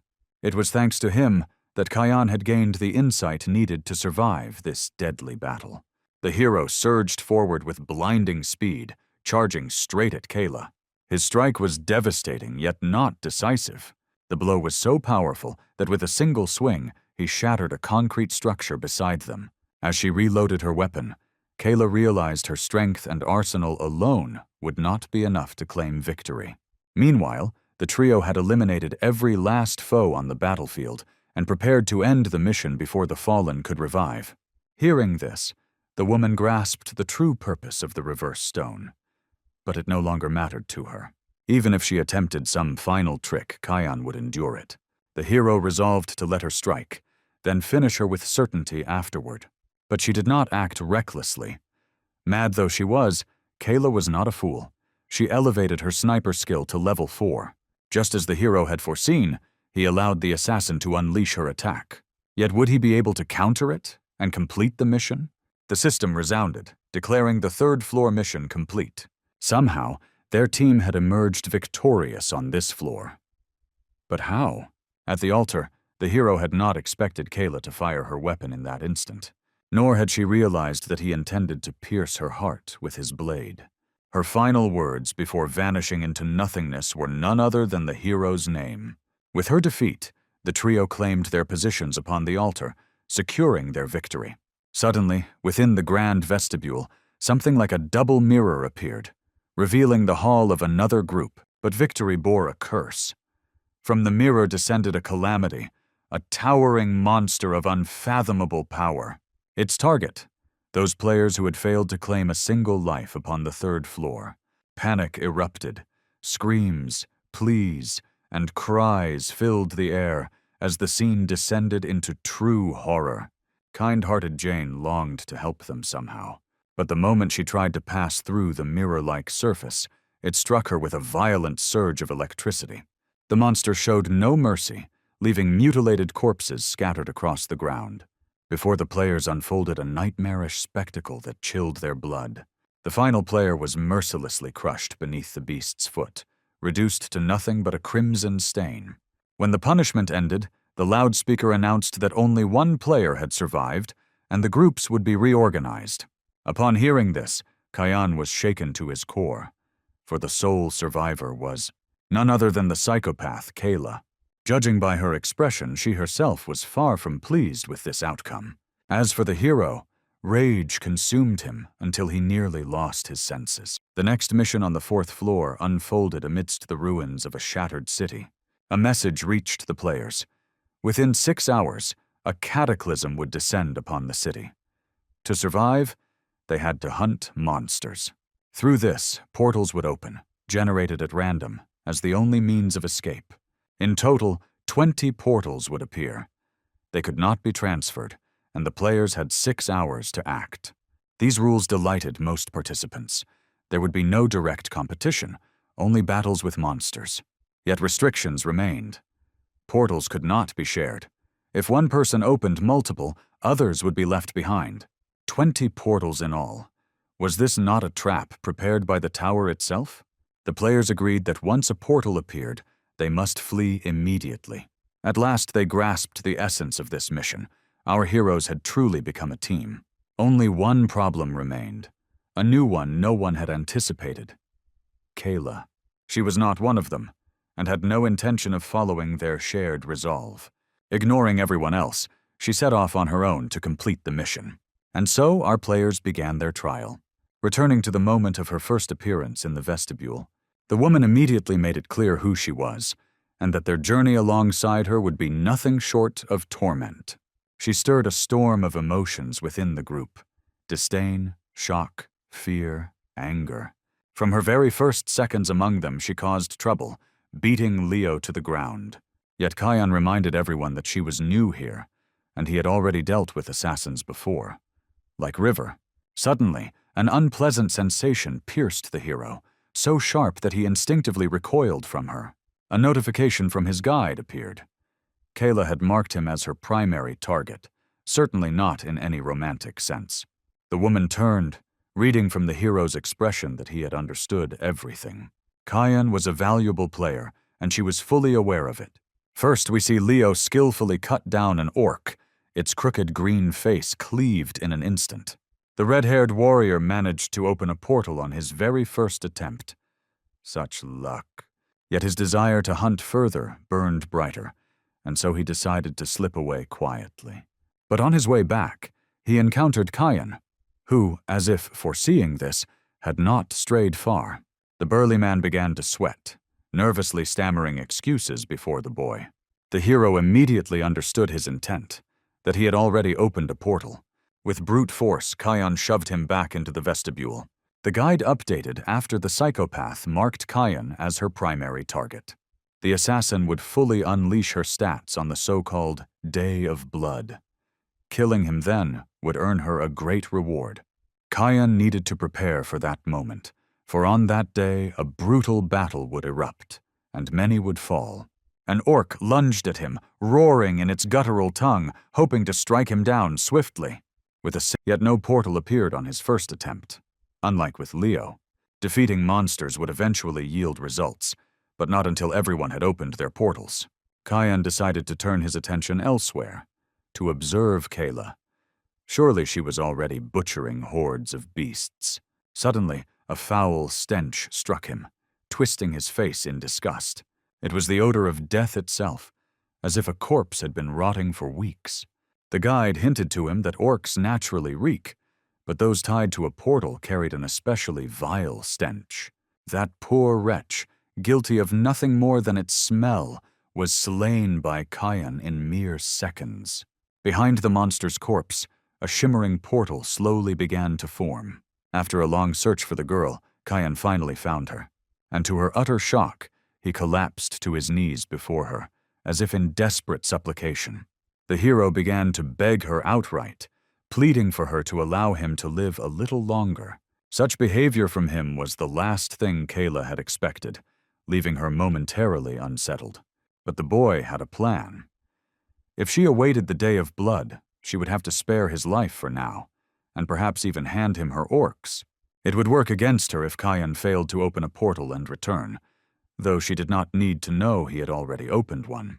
Meanwhile, summoning every ounce of his inner actor, the hero poured on the desperation, pressing hard upon the girl's sense of pity. Kayla barely contained her pain from his torment, and impatiently urged the boy forward. As Kion cut down the orcs, he felt both guilt and a surge of energy. It reminded him of something. Yes, it mirrored his bond with Kayla, where she too wrestled with how best to kill him.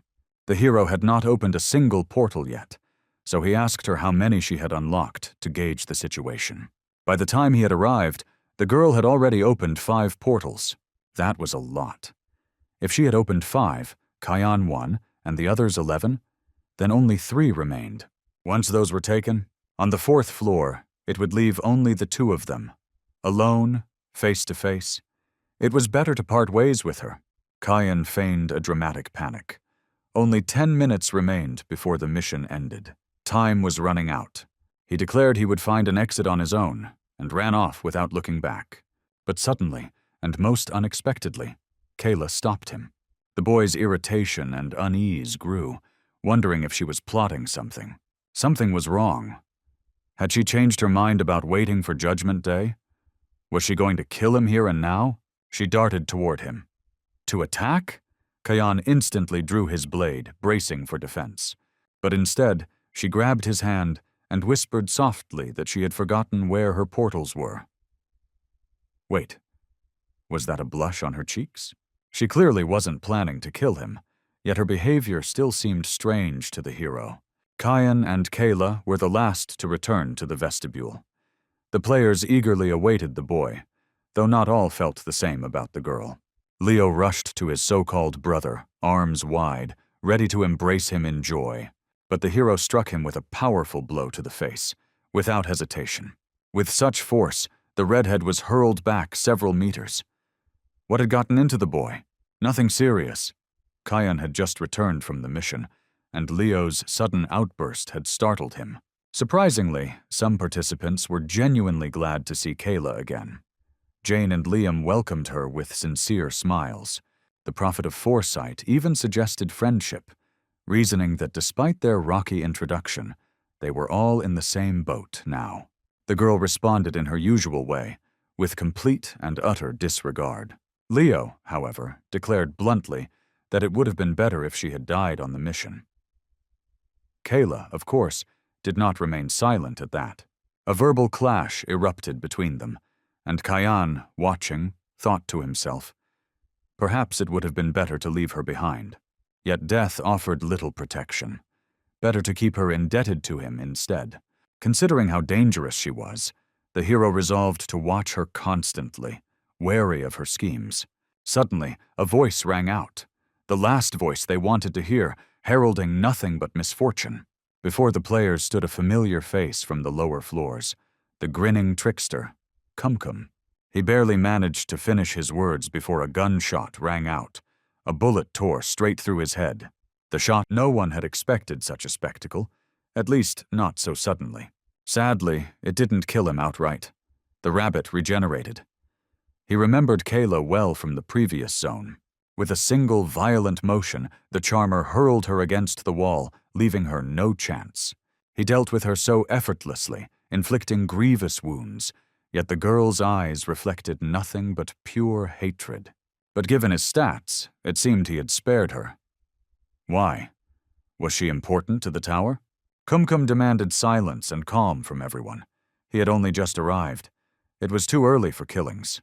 Not much time had passed since the last mission, yet the trickster was already announcing a new one. But first, the location needed to change. With a snap of his fingers, the rabbit transformed their surroundings. Before them appeared a library. But why? Would books attack them this time? Each participant had to choose only one book. If the players chose a useful book, they would survive. A bad one, and they would die. Their fate rested on that choice. Sharing contents with one another was forbidden. Once the fifth floor mission began, the library would vanish. Kumkum wished them luck in survival and disappeared. The players didn't hesitate and immediately rushed to search for useful books. They combed through the shelves, seeking the right section. Naturally, everyone searched for literature related to their own class. Everything else was worthless in this situation. When Kayan opened his guide, he couldn't believe his eyes. It offered him no book on martial arts or combat. Instead, the advice was simply a plain novel, seemingly of no importance. The guide had saved the hero more than once, so he trusted it and chose the book. Changing his decision was no longer an option. Placing his last hopes on the saying, "Don't judge a book by its cover," he began reading. But there were no martial arts teachings, no healing recipes, just a cheap, straightforward pop fantasy story. Other players, however, secured truly useful volumes. Liam chose Hidong Fencing. Leo grabbed one with a loud title, The King of Fist Techniques. Jane opted for a classic medical text. Compared to them, Kayan felt like a complete loser. Dean even managed to build a tent from scratch thanks to his book. Kayla, of course, remained consistent, an unstoppable desire to kill. This time, her victim was a doll resembling Kumkum. Not wanting to get in her way, Kayan wisely decided to leave her alone. Time ran out, and they were transported to the fifth floor. The place they arrived at turned out to be unexpected. It was a classroom. The tower never ceased to amaze.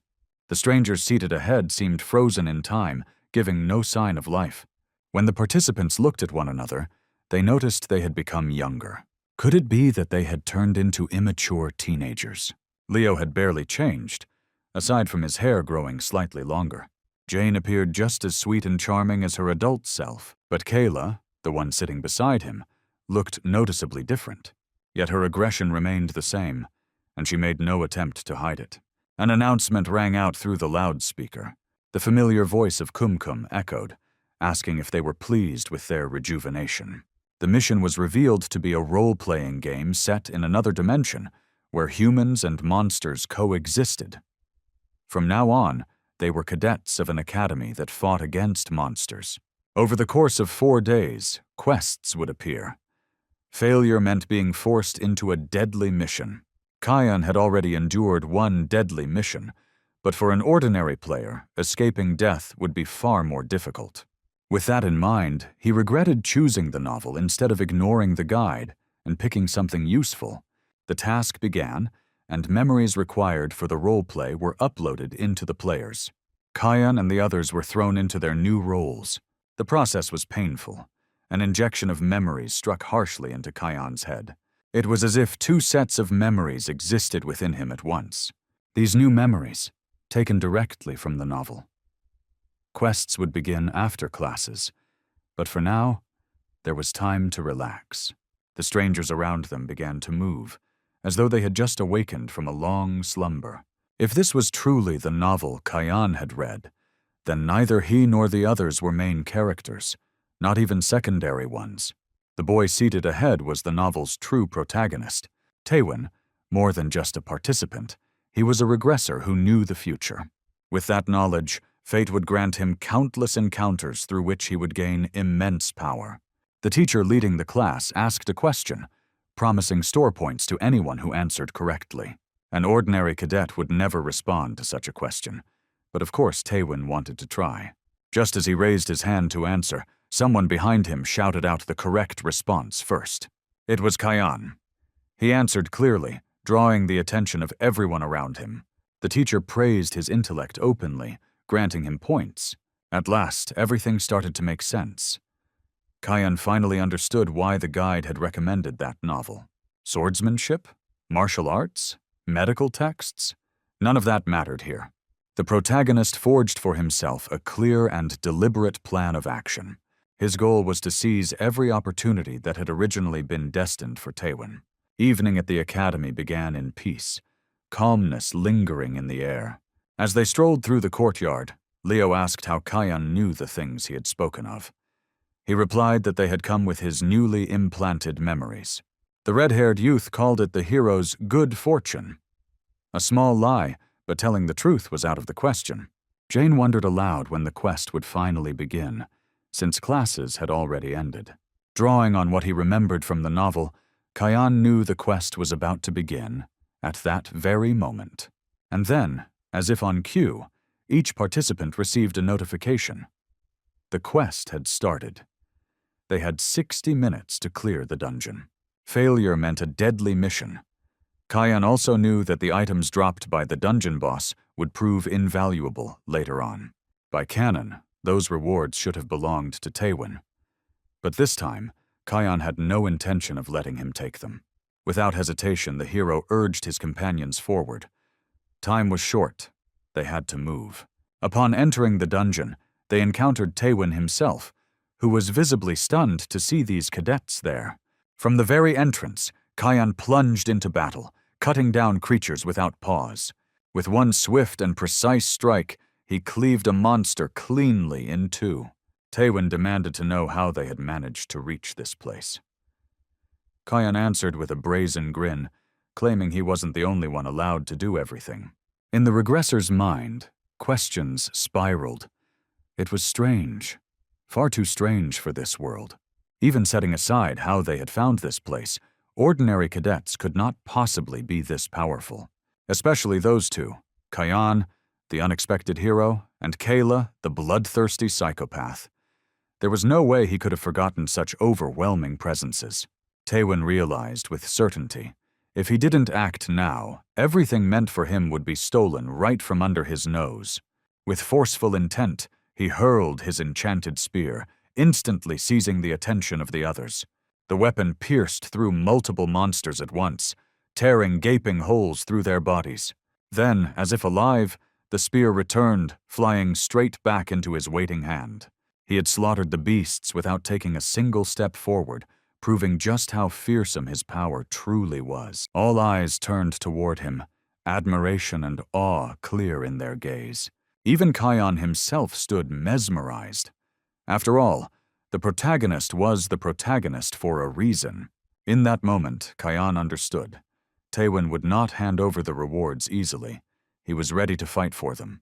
Within just 12 minutes, more than half of the monsters had already been annihilated. The group advanced at a frenzied pace. For Kion to seize the main prize, he would have to slay as many monsters as possible. Taewon was undeniably a formidable rival. But what? Kayla watched the whole show unfold, recalling their last mission, and finally realized this dude had played her like a fool. With lightning-fast speed, the hero shredded through orcs, his silhouette darting everywhere like a blur. So damn quick, it was unreal. Every strike he landed was devastating, lethal to the core. He didn't give those monsters even the tiniest shot to fight back. Forget about running away. But this time, the girl wasn't about to just sit back. She threw herself into the chaos, taking on a whole squad of beasts. With insane precision, she blasted every creature that dared cross her line of sight. But there were too many orcs. Dodging every hit wasn't exactly a walk in the park. Still, Kayla wasn't sweating it. She slid through their strikes with the same deadly grace, like she was dancing through the battlefield. Around Taewon, a swarm of monsters gathered, but he cut them all down in silence. One sweep of his spear was all it took. His face showed nothing, as if this wasn't his first time, but his millionth. The other players watched, jaws dropping at the sheer epicness of the scene. While Liam stood there practically starstruck, Jane noticed something different. Kion was fighting harder, more desperately than usual. They figured he was going all out just so none of them would end up on a death mission. That thought hit them hard, guilt stabbing in. They still remembered voting against him before. For Liam, it was especially heavy, pushing him to fight with even more fire. A rallying cry echoed through the dungeon. If their leader was giving everything, then hell yeah, they were going to fight harder too. Finally, the last of the orcs fell. The boss room revealed itself before them. The system began choosing who would face the boss. Would it be Kion? The dude had been fighting with every ounce of strength just for this. But nah, by the book, the system picked the official main character of the novel, Taewon. What the hell? After all Kion had poured into this fight, he still didn't get the spot? So what was he supposed to do now? One thing was certain. Giving up wasn't an option. Just as the regressor stepped forward to enter, Kion stopped him cold, asking for the chance to take on the boss himself. Taewon hadn't seen that coming, and honestly, he was ready to brush it off without a second thought. But Kion knew exactly how to bait him. He offered to share the secret of breaking the chain of regression. From the very second he learned about the apocalypse, Kion had refused to quit. And this moment was no different. Pushing open the massive gates, the hero stepped into the boss's lair. He was ready to throw down, but was the fight about to begin? Or was something else waiting for him? Standing nearby, Taewon couldn't shake the thought. Who the hell is this guy? And what kind of role does he think he's playing? And the biggest question of all, how did Kion know his greatest secret, that he was a regressor? The spear pressed dangerously against Kion's neck, Taewon's silent threat clear as day. Spill the truth, or else. And then, our boy dropped another bombshell. He knew about the regressor's 32-year winter. Kion started laying it out, telling him what he remembered from back then, in November of 2017. Two men stood by a window, sipping wine, talking about life as the snow fell outside. One envied Taewon. His life was stuck on repeat, golden years from 17 to 32, looping forever. But for the regressor, that so-called gift was no blessing. It was a damn curse. Endless cycles had worn him down. Kyan promised he'd spill the secret to breaking those chains, but only if Taewon handed him the boss room. Unbelievable. Taewon had dreamed of this moment for thousands of years. He had no choice but to accept. He stepped back, giving up his boss challenge slot, but not without a warning. If Kyan lied, it'd get ugly. The hero strode into the room. The dungeon's boss rose before him. And damn right, it looked like a true boss monster. Towering, brutal, built to crush. Kyan steadied himself. The novel hadn't described exact tactics for this fight, but he didn't need a guide. His instincts were sharper than any walkthrough. The monster's opening move came quick, a warrior's roar, designed to shred the willpower of anyone foolish enough to listen. But Kyan's absolute sense didn't just sharpen perception, it could block it too. So that mental sound wave didn't do jack. He already knew the second trick. The beast's upper body was armored like steel, impossible to crack. But the lower half, that was its Achilles heel. Kyan went straight for it, his strike precise and merciless. The battle raged brutal. The monster's blade split the hero in half like he was just meat on a chopping block. But no, Kyan didn't die. What the hell? A hologram? A clone? He didn't waste a thought on the fake hit. His eyes stayed locked on the monster's weak point. With blinding speed, his blows hammered down, relentless and exact. At last, he severed the beast's legs completely. The monster crashed to the floor, its massive body shuddering in defeat. And Kyan delivered the final, killing strike, ending the fight, clearing the boss room. From the corpse of the fallen war orc, a rare, glittering item dropped. Later that night, Leo and Kyan chilled out, playing rock, paper, scissors for gold. The redhead kept losing, again and again, suspicion creeping in that Kyan was somehow cheating. But come on, how do you even cheat at that? Jane vouched for him. She'd seen him win fair and square. And besides the gold, tonight Kyan had scored something way more valuable. In this novel, there were only two mythical items. Taewon's weapon, the legendary spear Gungnir, a cheat weapon that never missed its mark, no matter how it was thrown, and the ring of Nike, a relic that cranked its wearer's luck through the roof. Straight up, it was just as busted as Gungnir, a god-tier cheat item, no cap. For our hero, this ring was about to become the ultimate insurance policy for the future. That meant Taewon would have to move on without it, but Kyan still planned to drop some insider knowledge on him. After everything he'd been through, that was all the guy really wanted. Suddenly, someone slid in next to Kyan. Of course, it was none other than our favorite assassin, Kayla. She wanted in on the game, too. Rock, paper, scissors wasn't just luck. It was a test of pure reflexes, a battle of timing and instincts. With Leo, it had been for laughs. But Kayla wasn't joking around. She slammed down a 3,000 gold wager. Kyan's reflex stats were maxed at 50, so he didn't even blink. He tossed 5,000 gold into the pot. The match was on. The next day dawned at the Monster Fighting Academy. All the cadets, including our party, lined up for the morning assembly. Kyan recognized the scene instantly, one of the most cliché tropes in every pop novel. Smash the machine to measure your combat power, in front of the entire squad. And yeah, in case you were wondering, Kyan did bag his 5,000 gold win. No surprise there? One of the academy leaders stepped forward, announcing a magic-level test coming up in 2 days. They'd need it for the mission. Liam stood just behind Kyan, hyped as hell to see how the other cadets stacked up. The first challenger stepped up. 1 punch, score of 43. We don't know the exact scale, but judging by the crowd's reaction, it was solid. Kyan would have known the numbers if his memory uploads weren't missing that detail. Next up, Liam. He slammed a clean 69. Every cadet in the arena, except for our crew, stared wide-eyed in shock. After Liam soaked up the spotlight, Leo strutted up front. He wanted to one-up the guy, and he did, smashing a 75 barehanded, no weapon needed. Some people hated his showboating, though, and he got shoved aside by the next challenger's shot. And that challenger? None other than Kayla. Her bullet drilled a clean 98 on the machine. Each new score was blowing the crowd's mind higher and higher.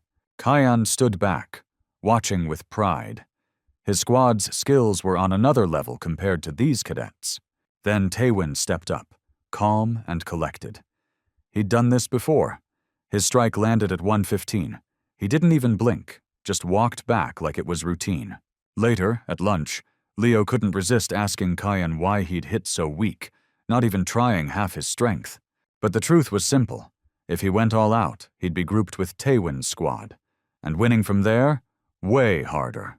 Right in the middle of lunch chatter, everyone's HOD lit up. New quest alert.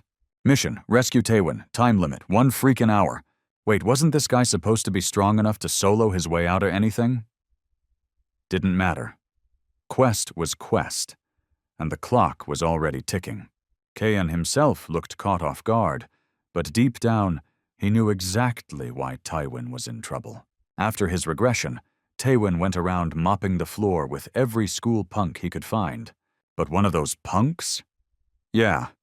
Turns out he was the only son of Robert, head of Red Moon, one of the top 10 guilds in the world. Daddy didn't take it lightly. He sent in his best killers to hunt Taewon down and erase him. In the original novel, Taewon survives, thanks to the Ring of Luck. But since that little item now sat on Kyan's hand, it meant only one thing. The squad had to step in and keep the regressor alive. If even a beast like Taewon couldn't handle this fight solo, then yeah, things were looking real bad. Beating these guys wasn't gonna be some straight-up brawl. It'd take grit, strategy, and some wild plays. No matter how experienced Taewon was, at the end of the day, he was still just a cadet. Saving him was on them. Meanwhile, the assassins were already circling, laying into him hard, mocking him, jeering like, "How dare you touch the boss's kid, huh? Think you're hot stuff?" Then, bang! One of them caught a bullet clean through. They weren't ready for that. Kayla wasn't wasting a damn second. She pulled the trigger first. Time was bleeding fast. Leo didn't like her, not one bit. But that fearless move, he respected it, and took it as the signal to charge. Kyan, honestly, had wanted to scope out the enemy, maybe piece together a plan before jumping in. But screw it. What's done is done. He raised his hand. The fight was on. The assassins? Totally blindsided by the gun. Like, wait, how the hell does a cadet have that? There were only 3 enemies, but the power gap was brutal. The squad's one edge was the ambush, just like Kayla's first bullet had proved. And Taewon, seizing the chance, reacted instantly. He leapt into the fight, striking side by side with the new players. Robert's men were shaken, sure, but they were elite for a reason. Their counter came lightning fast. And so, Taewon and Kyan stood shoulder to shoulder, blades and fists flying alongside their team, facing down 3 of the deadliest killers the Red Moon Guild could field. Taewon's mind was spinning. Who the hell were these rookies? And why were they even here? Kyan shot him a glance. "Focus on the fight. I'll fill you in after we're done." The redhead wasn't about to wait. He squared up against one assassin solo. With a roar, he unleashed his level 2 stone fist, slamming it straight into the guy's face. But the dude popped a magic barrier like it was nothing, blasting Leo back meters away at breakneck speed. Everyone knew these assassins weren't your average thugs. But that level of defense? Damn, they were untouchable tanks. Their rage only grew, stacking like combo damage with every strike. One of the trio flexed, showing just how low their minimum output really was, and even that was terrifying. They thought these cadets were clueless brats, sheltered from the outside world. But our squad? Nah, they weren't just kids. The assassins lunged, ready to slaughter every last rookie in sight without a second thought. Both sides collided. Kill or be killed. For the assassins, it was about pleasing their boss. For the squad, it was about clearing the quest. While they held the line, Kayla took the rear guard on Kyan's orders. And, yeah, she grumbled about taking commands. But she still did her job. The wounded fell back, only for Jane to patch them up. And then they were right back in the fight. Taewon was stunned. The speed of the healing? And the fact that these cadets even had a healer? Unreal. Kyan tested their strength firsthand. These enemies were beasts, but the system wouldn't hand them an impossible mission. That was the cue. Time to pull out hidden skills. Liam lit up, unlocking sword mastery straight out of the library of grind. Leo doubled down, channeling every ounce into his stone fist technique. Off to the side, Dean was building a damn tent, like he thought they'd need a chill-out spot mid-fight. The assassins didn't get a word of it, and honestly, they couldn't care less why these kids were hyping each other up. Then the trio went full demon mode, activating extra magic skills and syncing them together in one deadly fusion. The result, a massive, earth-shaking explosion detonated right in the middle of the battlefield. The blast wrecked the squad, tossing them around hard, but miraculously, no one was fatally down. That was the wake-up call for Kyan. Standard tactics weren't gonna cut it. They needed more. The squad was unstoppable only when they moved as one. One body, one will, one strike. But these three killers, their combat experience was on a whole other tier. Together they weren't just fighters. They were a trinity. Break one link, and the whole chain collapses. But how? The trio stood like iron gates without a handle or keyhole. No cracks, no openings. The explosion had gutted the squad's stamina, but Jane was working overtime, her healing magic shining at full blast. The brunette assassin scoffed, noting the cadets' insane persistence. If these brats were hunters, this country'd be untouchable. The blonde one, though, was itching to wrap it up. The longer this dragged, the more dangerous it got. But the leader was losing it. Why the hell are these kids still standing? His fury was boiling over.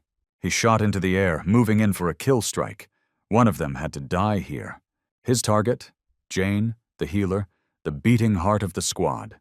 Take her out, and the whole team crumbles. Kyan couldn't close the gap in time. But Taewin's spear. Yeah, that was fast enough. The regressor launched the spear with deadly precision, certain that Gungnir would never miss its mark. The man never expected a strike like that from Tywin, and for a moment he thought he had been fatally wounded. One link of their chain had been broken, their formation shattered, leaving them exposed. A crack had formed in those steel, unshakable gates. Prime time for an all-out strike.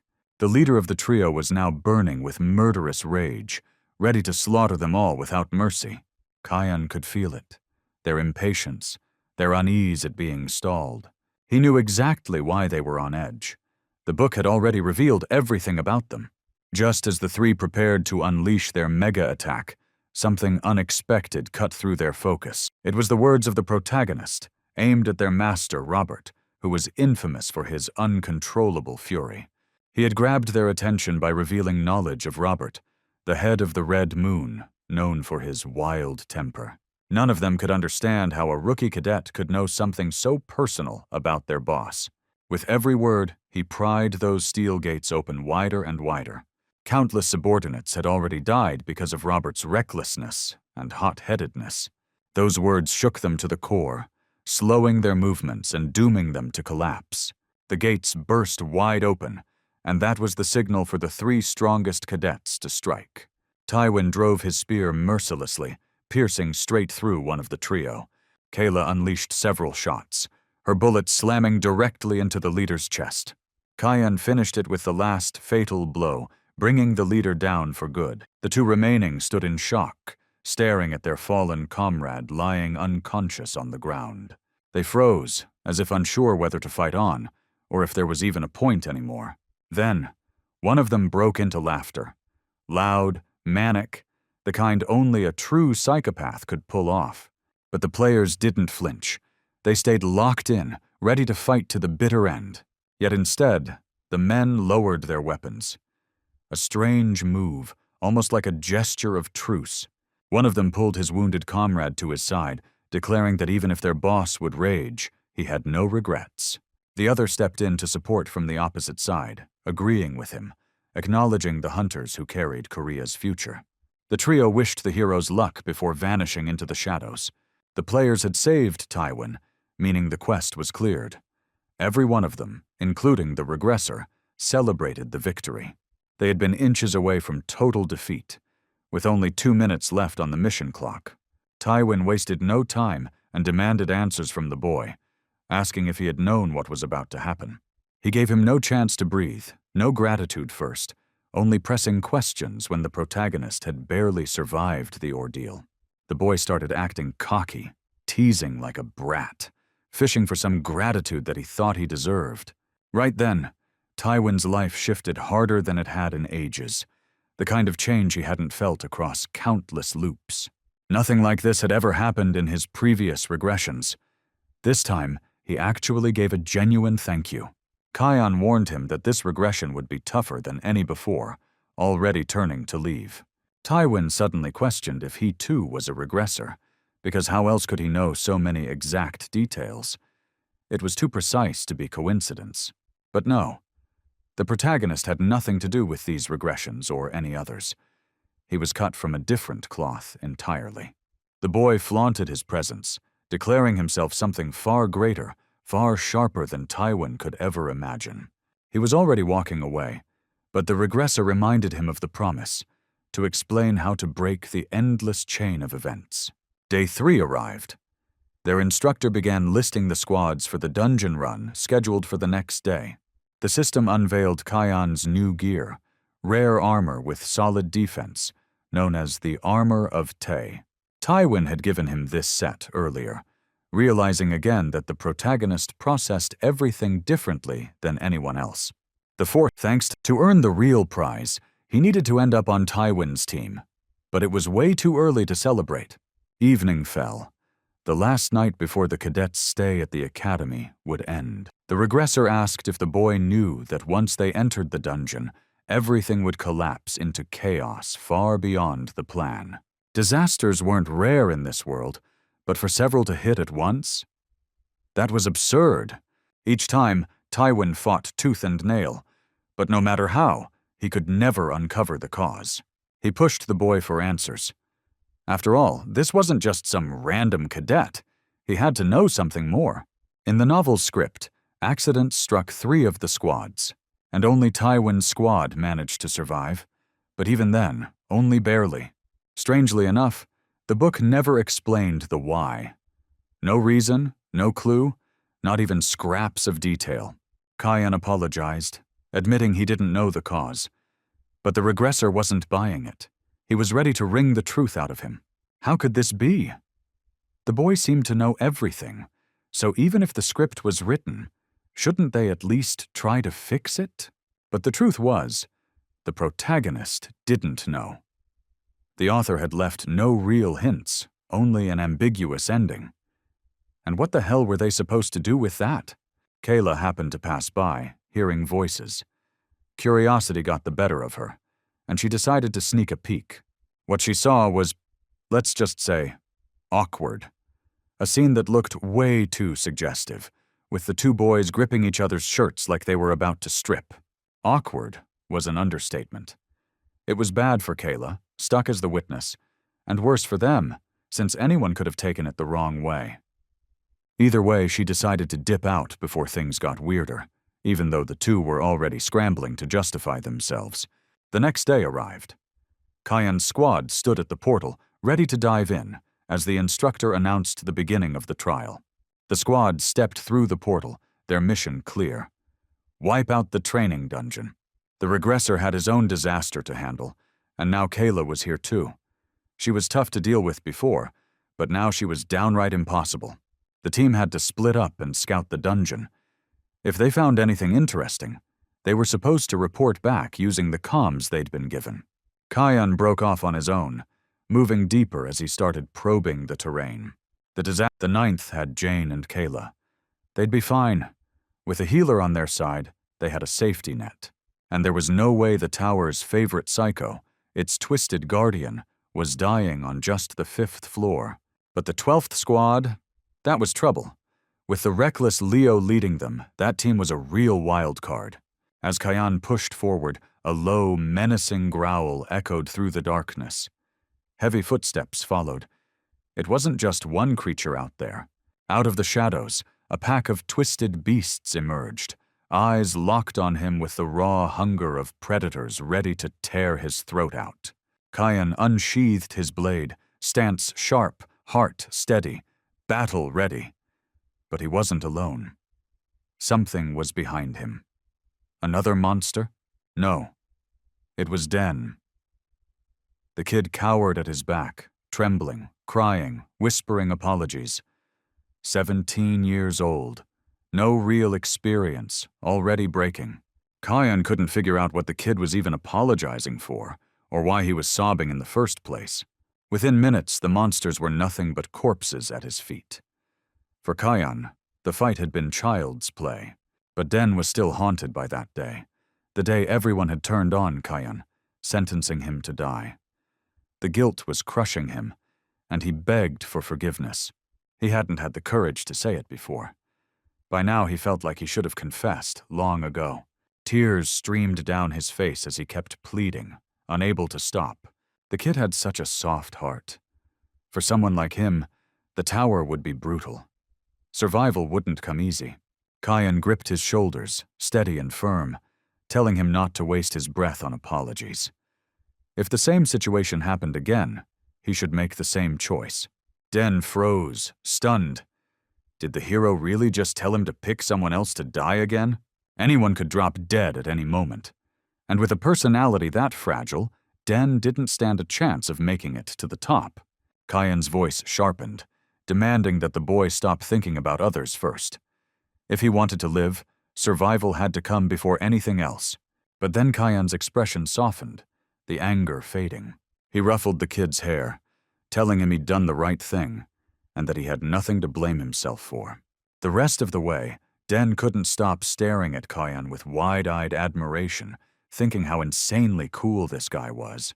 He even wondered if the hero had been this incredible before the apocalypse hit. But the truth was, before all this, he grew up in an orphanage, barely surviving, always fighting off the discrimination stacked against him.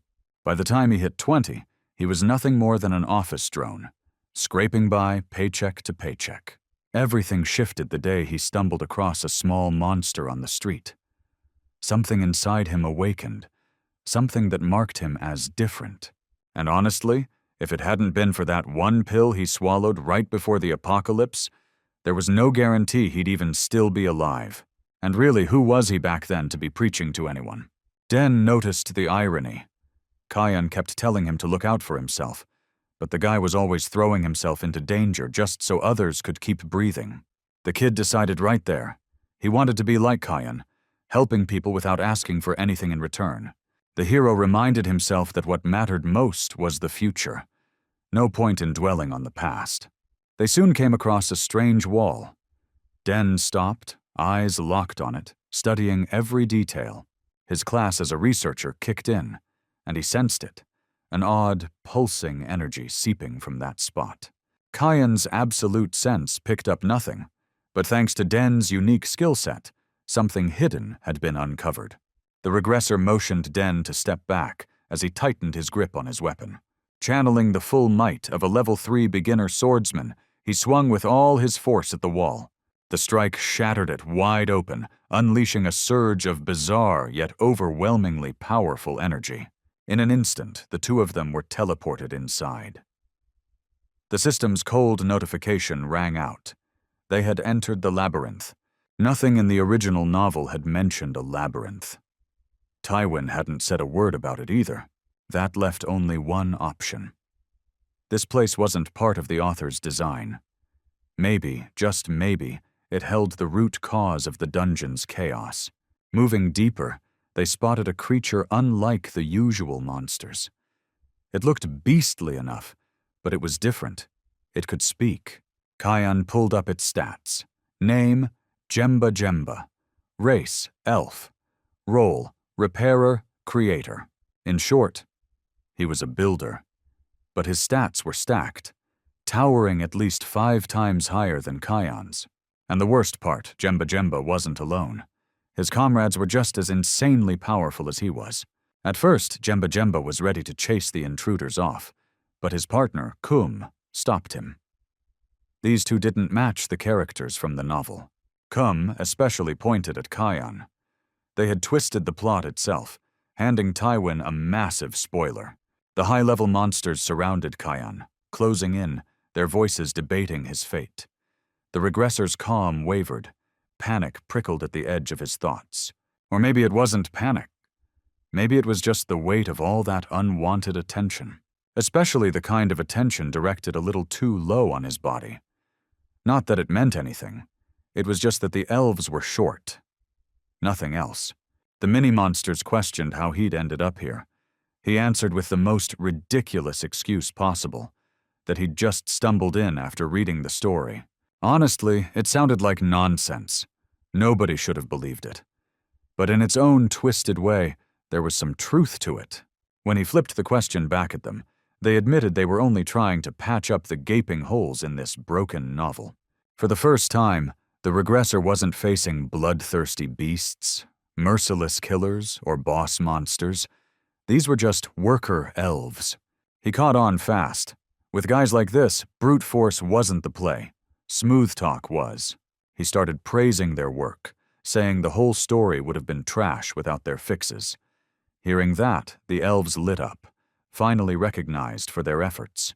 Jemba was moved. At first he'd wanted to kill the regressor, but now he figured he'd just erase the guy's memory and let him go. The mini-monster raised his hand toward Kion's face. But if the memories were wiped clean, then what would have been the point of all this? Time was running out, and Kion had to think of something fast. He claimed there was a huge plot hole on the 3rd floor of the dungeon and asked if they already knew how to patch it. The elves were stunned. How could some random human even know that? Even if the novel was garbage, there were still lessons hidden inside it. Kion jumped on the chance, saying he could tell them exactly how to fix it. The mini-monsters sent both him and Den back, unharmed. The rift sealed shut. Den grew nervous when he saw Kion standing frozen, staring blankly ahead. Had they tortured him in there? But the regressor didn't react at all, still trapped in his own thoughts, still shaken by what just happened. Let's rewind to the moment before, when Kion first offered the elves his help. They couldn't just turn him down. If that error wasn't fixed, the builder's reputation would take a heavy hit. Kion laid out his plan. What if the 3 separate dungeons the teams were in right now were fused into one? The dwarves mulled it over. If the dungeons merged, the monster situation would actually become manageable. They admitted it was a legit, solid idea. But in that case, if the dungeon became that massive, the rewards had to scale up too. They explained it as a basic law of cause and effect, something that couldn't be broken. On the flip side, if Tywin earned too great a reward, the entire plot could spiral out of control. Kion fired back that maybe he himself would be the one to win and claim the prize. The regressor had done everything he could. Now, the choice was in the elves' hands, and in the luck of Nike's ring. But then the builder decided it'd be simpler just to wipe his memory. This side character was getting way too full of himself. Nike didn't lift a finger to stop it. Kion was about to lose every memory of what had just gone down. That was when Den tried desperately to shake some kind of reaction out of him. The poor regressor barely managed to mutter that he was fine, and that there was no need to keep saving him. The kid apologized again and again. He'd just panicked. And of course he had. Kion looked like someone who'd literally had his memories erased. Luckily, the 5th floor mission was time-limited. In truth, the regressor remembered everything. At the very last moment, he shouted that he'd disappear tomorrow anyway. There was no point erasing the memories of someone who wouldn't be here long. As they moved on, he noticed something behind Den's back. A hammer he definitely didn't have before. The kid admitted that while the elves were busy focusing on Kion, he'd quietly snatched it for himself. The hammer only lasted a single day, but it could repair any damage and boost the success rate of item upgrades. Den explained that he'd tried fixing something with it, and the regressor realized maybe this kid wasn't so weak after all. Either way, he'd struck a deal with the elves. And for Kion alone, a hidden quest quietly took shape. He had to fix that gaping hole in the story, and for that, he'd earn a personal reward. But he had to move in the shadows, unseen. Out of nowhere, the ground beneath them shook violently. Stones rained down from the ceiling, and a deafening rumble tore through the dungeon. That was the moment Kion realized. The chaos had begun. A surge of unknown energy erupted. The dungeon itself roared in anger. Stronger monsters appeared, and all 3 dungeons merged into one nightmare. The kid started to panic at the madness around him, but our regressor stayed cool as ice. They split up. Den was told to track down Tywin and stick to him. Being an explorer, he'd figure his way out. Keiken reassured the boy that he'd handle it. He was way stronger than he could ever imagine. Still, Den's fear wasn't for himself. It was for his friend. How would Kion survive fighting alone in this hell? But no one could predict that. The script would decide the outcome. The new wave of monsters was nothing like the ones before. Even at a glance, these beasts were built to crush. The cadets struggled against poison-spitting creatures, proof they weren't even close to the level of real warriors. Jane stood at the rear, healing the wounded, when one fighter turned back to thank her. In that instant, a stinger shot toward him, fast and lethal, a death strike. But before it landed, the monster collapsed, lifeless. It hadn't tripped. The beast was dead. And the credit went to the gunner girl, the one who never missed a single shot. Kion cut down beasts as he moved forward until gunfire echoed through the tunnels. That had to be Kayla's squad. The regressor sprinted towards them, ready to help, even though they clearly outclassed the average cadet. His true mission stayed the same: wipe out the dungeon's monsters while staying unseen, careful not to ruin the story. The bloodbath ahead would be brutal beyond doubt. Our hero pressed deeper into the tunnels, straight toward the deadliest of them all, the Scorpion boss, the big bad freak. The Scorpion King towered over him, 10 times his size, its stinger dripping with venom that promised instant death. Fighting a monster that strong was already a nightmare, but add poison breath to the mix, and it was hell times 10. There was no way Kion could strike without risking a fatal counterattack. Team 4 had their regressor, Tywin, who could pull them through, but Kion's task was to protect the other 2 squads. Yeah, part of it was about grinding for that higher rank, but more than that, he couldn't stand by and let a catastrophe wipe everyone out. He dodged the Scorpion's venom strikes with lightning reflexes. In a single bound, he soared above the beast, ready to drop a crushing blow. But he'd overlooked the Scorpion's deadliest weapon, its razor-edged, lethal tail. The strike sent Kion slamming into the stone floor, leaving a crater beneath him. The pain was sharp, bone-cracking. The monster couldn't really show emotions, but the way it loomed over him, it was like it was damn proud it almost killed the kid. Nah, rushing like that was just serving himself up on death's plate. He had to think of something real, something that would actually work. Luckily, he had a backup plan. He didn't want to burn it this early, but there was no other choice. Just the night before, their teacher had given them a trial where the reward was a one-time use perfect shield. Kion launched into his do-or-die strike. No turning back now. The moment the beast spewed venom, the regressor snapped the perfect shield into play. That item was broken as hell. It blocked 100% of any attack. Didn't matter how much that oversized bug flexed, its hit couldn't even scratch the surface. Now the monster plunged straight into the abyss, dragging its threat with it, and Kayla's team was finally free. Without wasting a breath, Kion stepped through the portal, heading straight for Leo's squad. For some reason, the guy actually gave a damn about that reckless punk. Their first impressions of each other couldn't have been more opposite, and no way had he expected their bond to twist like this. Whether he liked it or not, the regressor genuinely worried about that loudmouth. Lost in thought, he didn't notice how dead and empty the world around him had gone. That's when something shot up from the ground right in front of him, fast and nasty.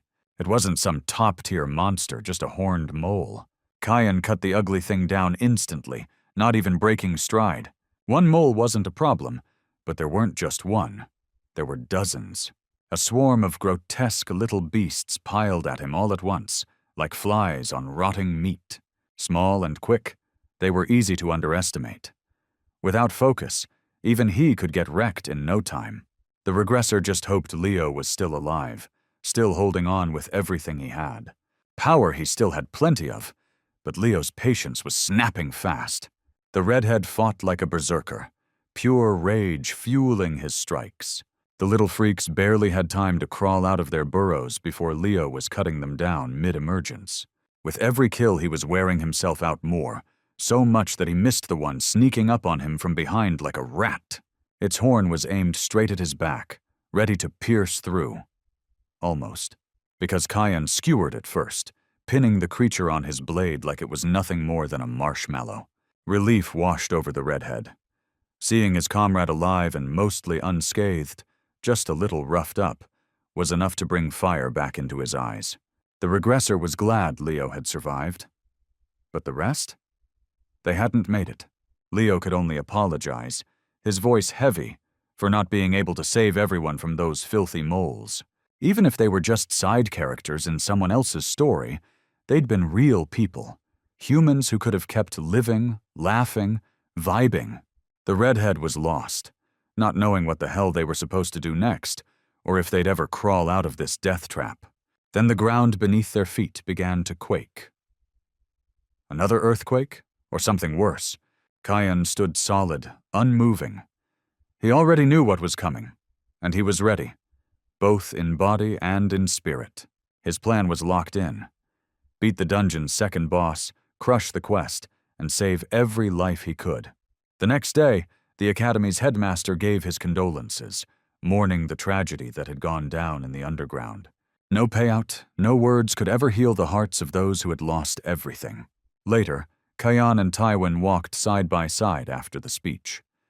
The regressor carried guilt heavy in his chest, blaming himself for not saving everyone. Tywin reassured him. No matter how many regressions he went through, the protagonist could never fully erase the bloodshed of the dungeon. But this time, Kyan had saved far more people than anyone else ever could have. Tywin admitted it. Kyan wasn't just a regressor, he was something greater. The regressor promised he'd lean on Kyan for advice from time to time. Too bad he'd never really get the chance. Tomorrow's Kyan wouldn't be the same as today's, because they were heading back to the tower. Just like Tywin, at age 32, reaching the end of his arc, the regressor was climbing to the next floor of the tower. The finale was already written. Kyan would reach the top. But what waited for him there? He wasn't about to sit back and let fate call the shots. He and his crew would carve out their own happy ending. The squad wrapped up their quests successfully, stepping back into the tower's grand lobby. They were buzzing, hyped, trading stories of the mission, hyping each other up for the insane work they'd pulled off. Kyan just sat back, soaking in the glow of victory.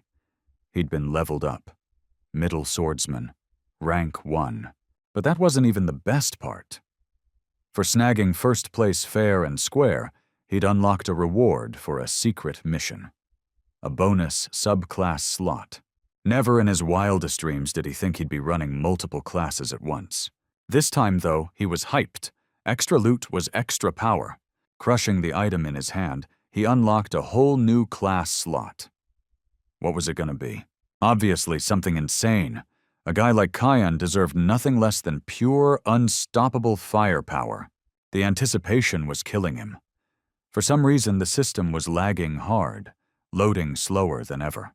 Then it hit. His second class, the mighty, unstoppable god-tier beast conqueror. At first, it felt like a joke. What the hell was he, Snow White with a sword? But then the pieces started clicking in his head.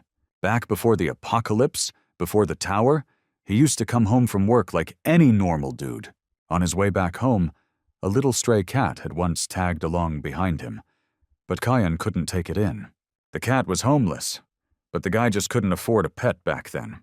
He ran off without looking back, leaving the tiny creature all alone in the cold. Back in those days, his wallet was empty, and survival came first, so he had no choice but to ignore the cat. But now he was a beast conqueror. Maybe this class wasn't so lame after all. Besides, deep down, Kyan had always loved animals. His guide finally chimed in, sending him fresh strategy notes. Man, it had been forever since that voice popped up. Felt almost nostalgic. On the 7th floor, there was a monster waiting. One that could be tamed. Not only did it pack heavy combat skills, it was tough enough to carry Kayan on its back.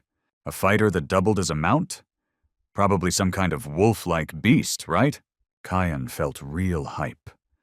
Soon he'd finally have a companion, a pet of his own. For the first time, he was actually impatient for the next quest. But thinking they'd blaze through to the 7th floor quick? Fatal mistake. The mission on the 6th floor was pure hell, an endless battle where monsters just kept spawning. Everyone, and somehow, together, they shredded everything that came their way. Each fighter had their own methods, their own brutal style. But as long as it worked, it didn't matter. Kayan had lost count of the beasts he'd cut down, slashed apart, or left broken on the ground. Different shapes, different levels, different power, didn't matter.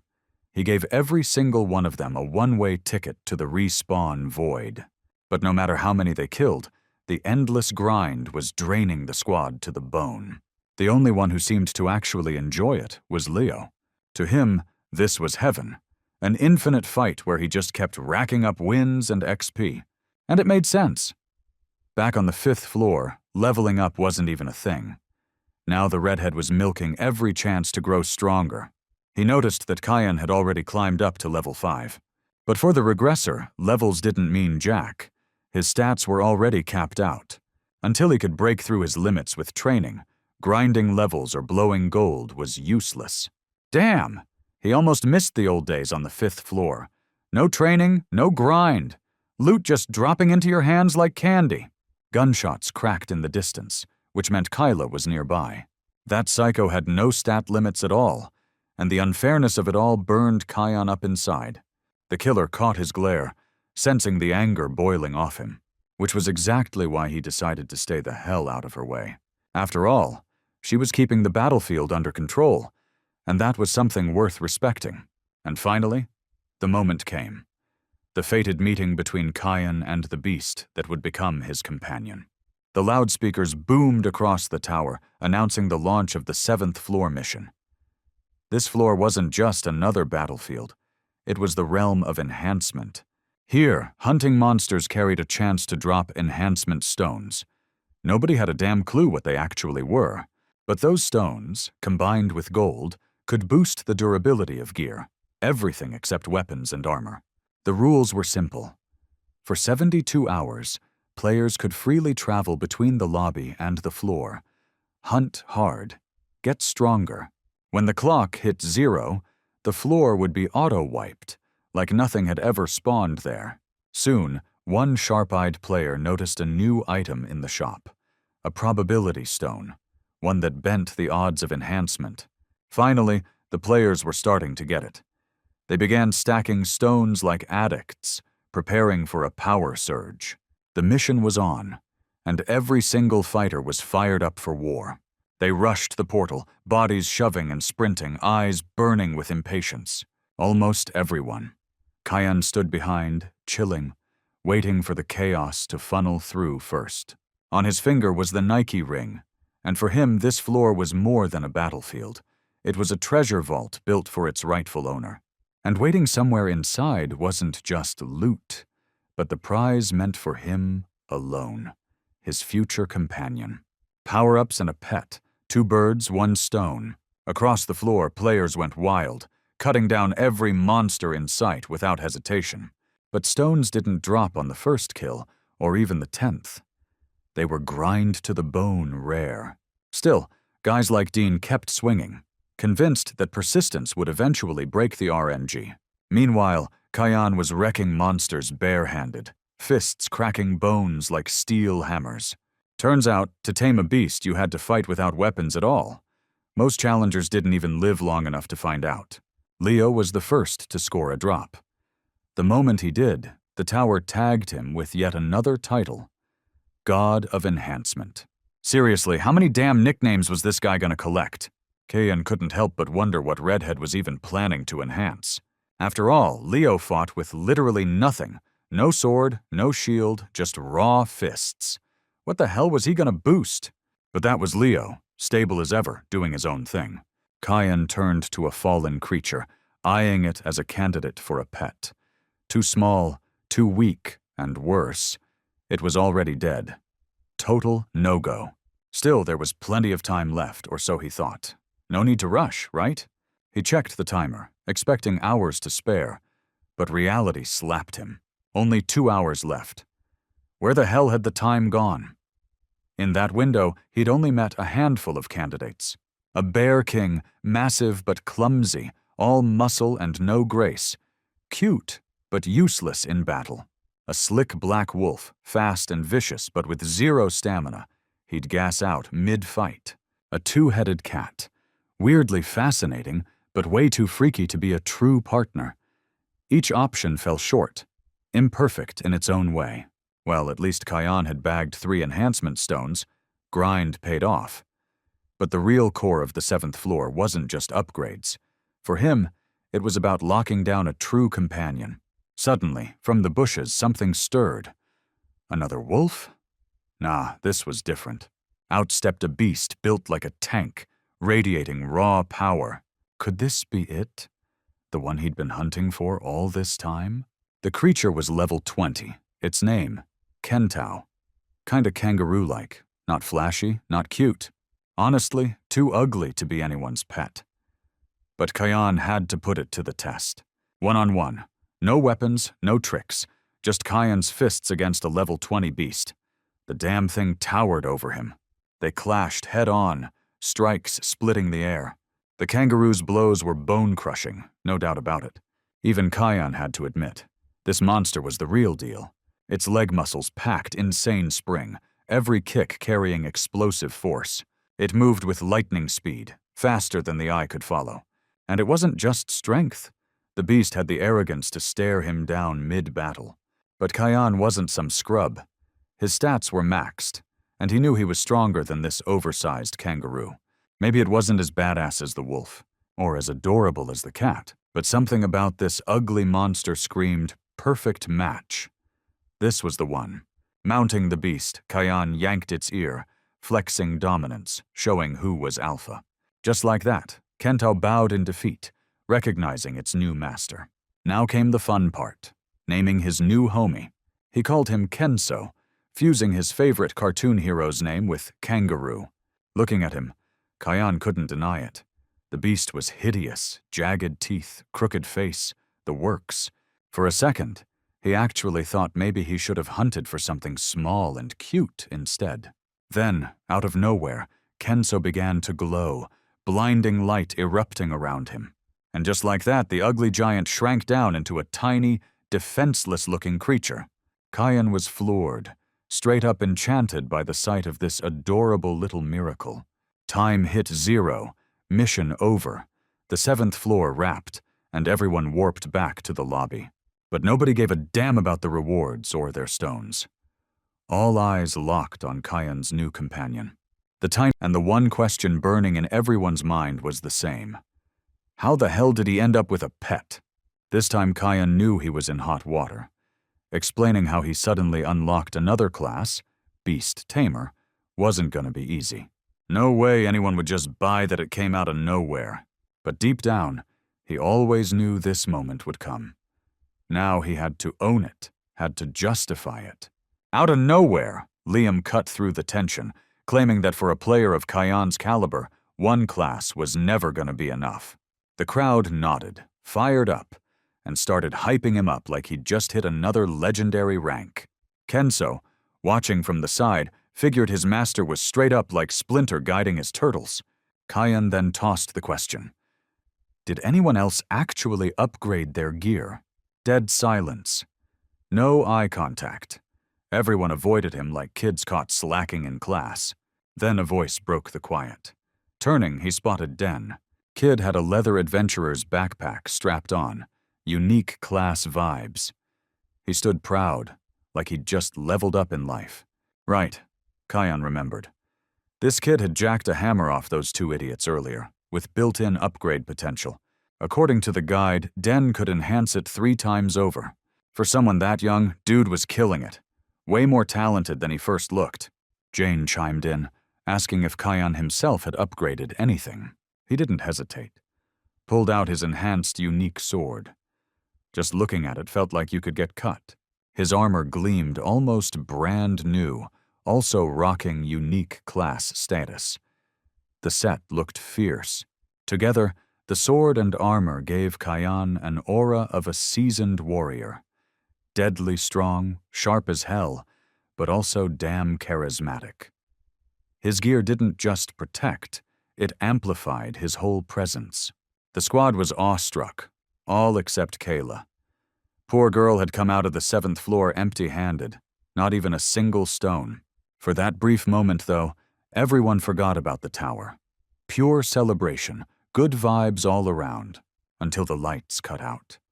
Darkness swallowed the lobby, and with it came the heavy silence of dread. Then the rabbit appeared, eyes wild, twisted with cruel intent, promising nothing but suffering. Faces shifted, shock, fear, pure hatred. Every emotion boiled at once. The smiling demon announced he had a little show prepared, claiming it was to lighten the mood. Everyone instantly knew this was bad news.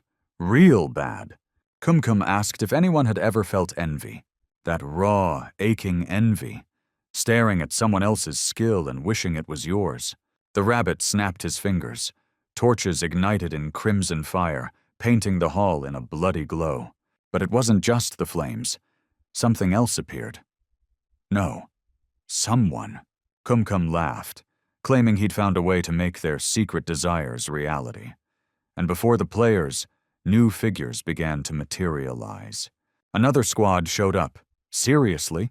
Did this mean they'd have to throw down against them, too? The cute little psycho, face twisted with madness and laughter that echoed like nails on glass, made it clear this was all just entertainment for him. The system dropped the bomb. Event start. Objective: kill players from other zones, and as a prize, steal the Fallen's ability. Kayan had seen it coming after such a long silence from the tower, but even so, rage burned in his chest. He had no way of knowing how these new people would act. If they were sane, they'd avoid a bloodbath. But that chance died fast, the moment one psychopath aimed her weapon without hesitation. It pissed him off. For real? She jumped straight into this without even thinking? Of course, the rival team took it as a declaration of war, weapons flashing into their hands instantly. And yeah, what else could anyone expect? Kayan had a killer in his squad. Kill someone, get rewarded? That was her ideal playground. Still, he couldn't help but hope there was a shred of humanity left in her. But Kayla had chosen her path from the start. She was a killer, and she intended to stay one. The leader of the rival group questioned the meaning of that pointed gun, wondering if war had already begun. Kayan stood unarmed, hands at his sides, mind torn between resisting and wondering if they were all just slaves to the tower's will. The rabbit, eyes glowing with excitement, announced he would take the players to a stage. A single blink, and the world vanished. Everything, everyone, swallowed into nothingness. Kayan opened his eyes in a bed. A room. Whose room was this? The system message struck. Players had 10 seconds to move into another room. Fail, and death would claim them. No time to hesitate. Kayan bolted, searching desperately for any door before his heart stopped. But not every room would open. Seconds ticked down. His chest tightened. He had to find somewhere, anywhere, or die. Finally, a door opened, but someone was already inside, and it wasn't coincidence. A man sat waiting, motioning for Kayan to sit. Michael, the rival leader, level 25 commander class, calm, collected, and ready. The death warning was a fake, just a trick designed to spark fights between desperate players. In moments like these, with tension suffocating the air, meeting anyone meant a high chance of bloodshed. Yet Michael, cool as ever, offered water. Simple, but classy. He kept his etiquette even here. Strange thing, he even called Kayan a leader, despite his low level. How the hell did he sense that? This man wasn't ordinary. From the start, Michael made it clear he wasn't looking to attack. But if Kayan's crew wanted war, he wouldn't hold back. Sitting down, Kayan countered with the truth. Their squad had no desire to fight either. The rival leader confirmed his stance, saying way too much blood had already been spilled in this cursed place. He had zero desire to keep losing his comrades just to feed the tower's twisted bloodlust. Michael's words hit Kyan hard, dragging back memories of his own outlook on the apocalypse, the vow he made to himself and his crew, that he'd never again fall for the tower's manipulations, that he'd lead them all to the very top, the promise that they'd build their own future, free from anyone's control. In that moment, Kyan wondered if maybe Michael was just trying to protect his own squad, the same way he was. If their goals aligned, then the commander offered an alliance. Kyan agreed. But with every player scattered across different rooms, how could they let everyone know? Michael revealed it was easy. He had telepathy. As long as he was sure Kyan's squad wouldn't attack, he'd send the signal and command his people to stand down. Kyan was stunned by that level of honesty. Because what if he decided to steal such a busted ability for himself? But there wasn't another way. If they wanted to avoid more deaths, they had to build some kind of trust. Kyan doubled down, promising that his squad was mostly peaceful, and as long as Michael didn't strike first, they'd be safe. Still, he admitted there was one person in his group he couldn't control. Michael instantly figured it out. Kayla, the one who had aimed the gun. But Kyan swore, if she became a problem, he'd shut her down himself. Hearing, Kyan was then dropped into an empty room, finally with a moment to think. He felt like the talks had gone well with the rival leader. But had they really? His next move was obvious. He had to find Kayla, and he had the perfect way to do it fast.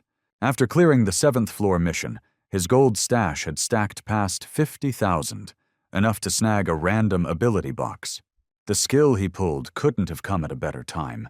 It gave him vision of the map, every room, every player. With it, Kayla was on the 5th floor.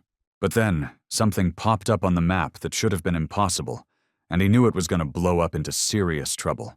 In Leo's room, there was a rival player, and they sure as hell weren't talking about the weather. Panic shot through Kyan as he bolted from his room, racing to stop the inevitable. He kicked open the door, only to see the body of a rival sprawled lifeless on the floor, with Leo standing over it. Rage exploded inside him at the sight. He lost control. Kyan grabbed the redhead and tore into him, furious that he had just ignited a war between the squads. Leo had no clue what Kyan was raging about, stumbling over excuses like his life depended on it, which it honestly did. He swore Kyan would have never believed him, if not for the sudden system notification. It revealed that assassins had eyes that could see the kill count etched into another player's soul. That was the meaning of the assassin's eyes. But why the hell did the system drop that bombshell right now? Could it be Kayla had seen Michael's kill counter from the very start? In that instant, it all clicked, and Kyan finally let Leo go. Kayla had spotted the truth. The enemy commander wasn't who he claimed to be. Kyan marched straight to the source, ready to face the storm head-on. With no hesitation, he drew his blade, pointing it directly at his so-called ally. At his true enemy, the real killer, Michael shed his mask at last, revealing his true face. His aura screamed bloodlust, admitting that Kyan's abilities made him crave to slaughter him. He was ready to kill and take what wasn't his, and Kyan's fury burned hotter than ever. The one thing Kyan couldn't figure out was why Michael sent his pawns to kill for him instead of taking the rewards himself. Michael's twisted logic was simple. The stronger his army grew, the stronger he became. He was sure Kyan could never stand against him, and his legion alone. And maybe that would have been true. Alone, Kyan couldn't win. But he wasn't alone. Kyan stood with his battle partner, Kenzu, against the killer and his army. The clash was inevitable. The commander couldn't even process what he was looking at. A monstrous, combat-ready kangaroo. And honestly, Kyan wasn't about to argue with that description. But Kyan and Kenzu already had their next moves locked in. First, they needed to wipe out his squad of henchmen. A brutal task, but nothing impossible for this duo. Every trick was on the table. Kenzu lashed out with crushing kicks, even his tail a weapon of pure force. Meanwhile, Kyan cut through foes with precision, disabling each enemy in his path. Together, they were a storm, unstoppable, unshakable, A perfect team forged in chaos. One enemy snapped, unable to stomach the sight of that savage kangaroo, and lunged in blind rage. But Kenzu countered faster, landing a devastating strike that sent the fool crashing into the far wall like a rag doll. Kyan and his beast stood tall, eyes cold and unshaken, as the commander's army crumbled to ash. Michael trembled, unable to process how the hero had shredded through his lackeys like it was nothing. But the mistake was not finishing them in a single strike. That was his ace in the hole. His slaves rose again, overflowing with twisted strength. They came back, swinging, harder and deadlier than before. Even in the hell that was the tower, Kyan kept his composure, refusing to lose himself. This new battle hit harder than the last, draining every ounce of stamina from the squad. And it showed. How the hell could they fight like this non-stop? Kyan saw no healers, no regeneration. Somehow Michael was juicing their experience to insane levels. What kind of sick trick was this? The truth cut deep. The commander was fueling them by burning through their very life force. He reveled in it, flexing that in this state, every one of their stats doubled. The psycho was actually enjoying the carnage like it was his personal stage show. Kyan realized the ugly truth. When Michael drained them dry, they'd collapse and die. His earlier words came back sharp. He treated his comrades like disposable trash. To Michael, nothing mattered but his own survival. He twisted the knife deeper, claiming even Kyan wasn't clean if he'd climbed this far drenched in blood. Kyan accepted that his hands were stained. But if there was a chance to save even one life, he'd take that road, because that's what it meant to still be human, to keep some shred of compassion alive. That was why he didn't want to slaughter them all. But if he didn't end this, his friends were doomed. His mind had to stay ice cold, every emotion locked away, because his priority was saving his squad. Michael sensed the difference in him, recognizing Kyan as someone special, and activated absolute sense. It let him slip through every strike, even disarming opponents with brutal precision. But Kyan wasn't after the puppets. He aimed straight for the puppeteer. And while Michael never saw it coming, Kyan delivered the killing blow. The commander's final breath admitted it. Facing a monster like this, even off the record, was twisted luck. He confessed his allies were nothing but pawns on his board. Maybe in his dying haze he regretted it. Maybe he thought about repentance. But it was too damn late. Kyan and Kenzu stood victorious, absorbing fragments of the fallen enemy's power. The mission in that zone was complete, with most contenders erased from the game. No player had expected the sudden warp back into the lobby. Kyan felt a rush of relief. Once again, his crew made it back alive and intact. But his attention was locked on someone else, more intriguing than the rest of the players. She sat apart, as always, distant, untouchable, not sparing a glance at anyone. The hero carried the weight of guilt, apologizing for the way he judged her without knowing the truth. Kayla, true to her style, brushed it off with her usual cold routine, acting like it was never about them. The moment he tried to tease her into admitting otherwise, she flashed steel, and he knew he was pushing his luck. That was his cue to step back. Still, the question burned. Why had she chosen the path of a thief? Maybe her past carved her into this shape.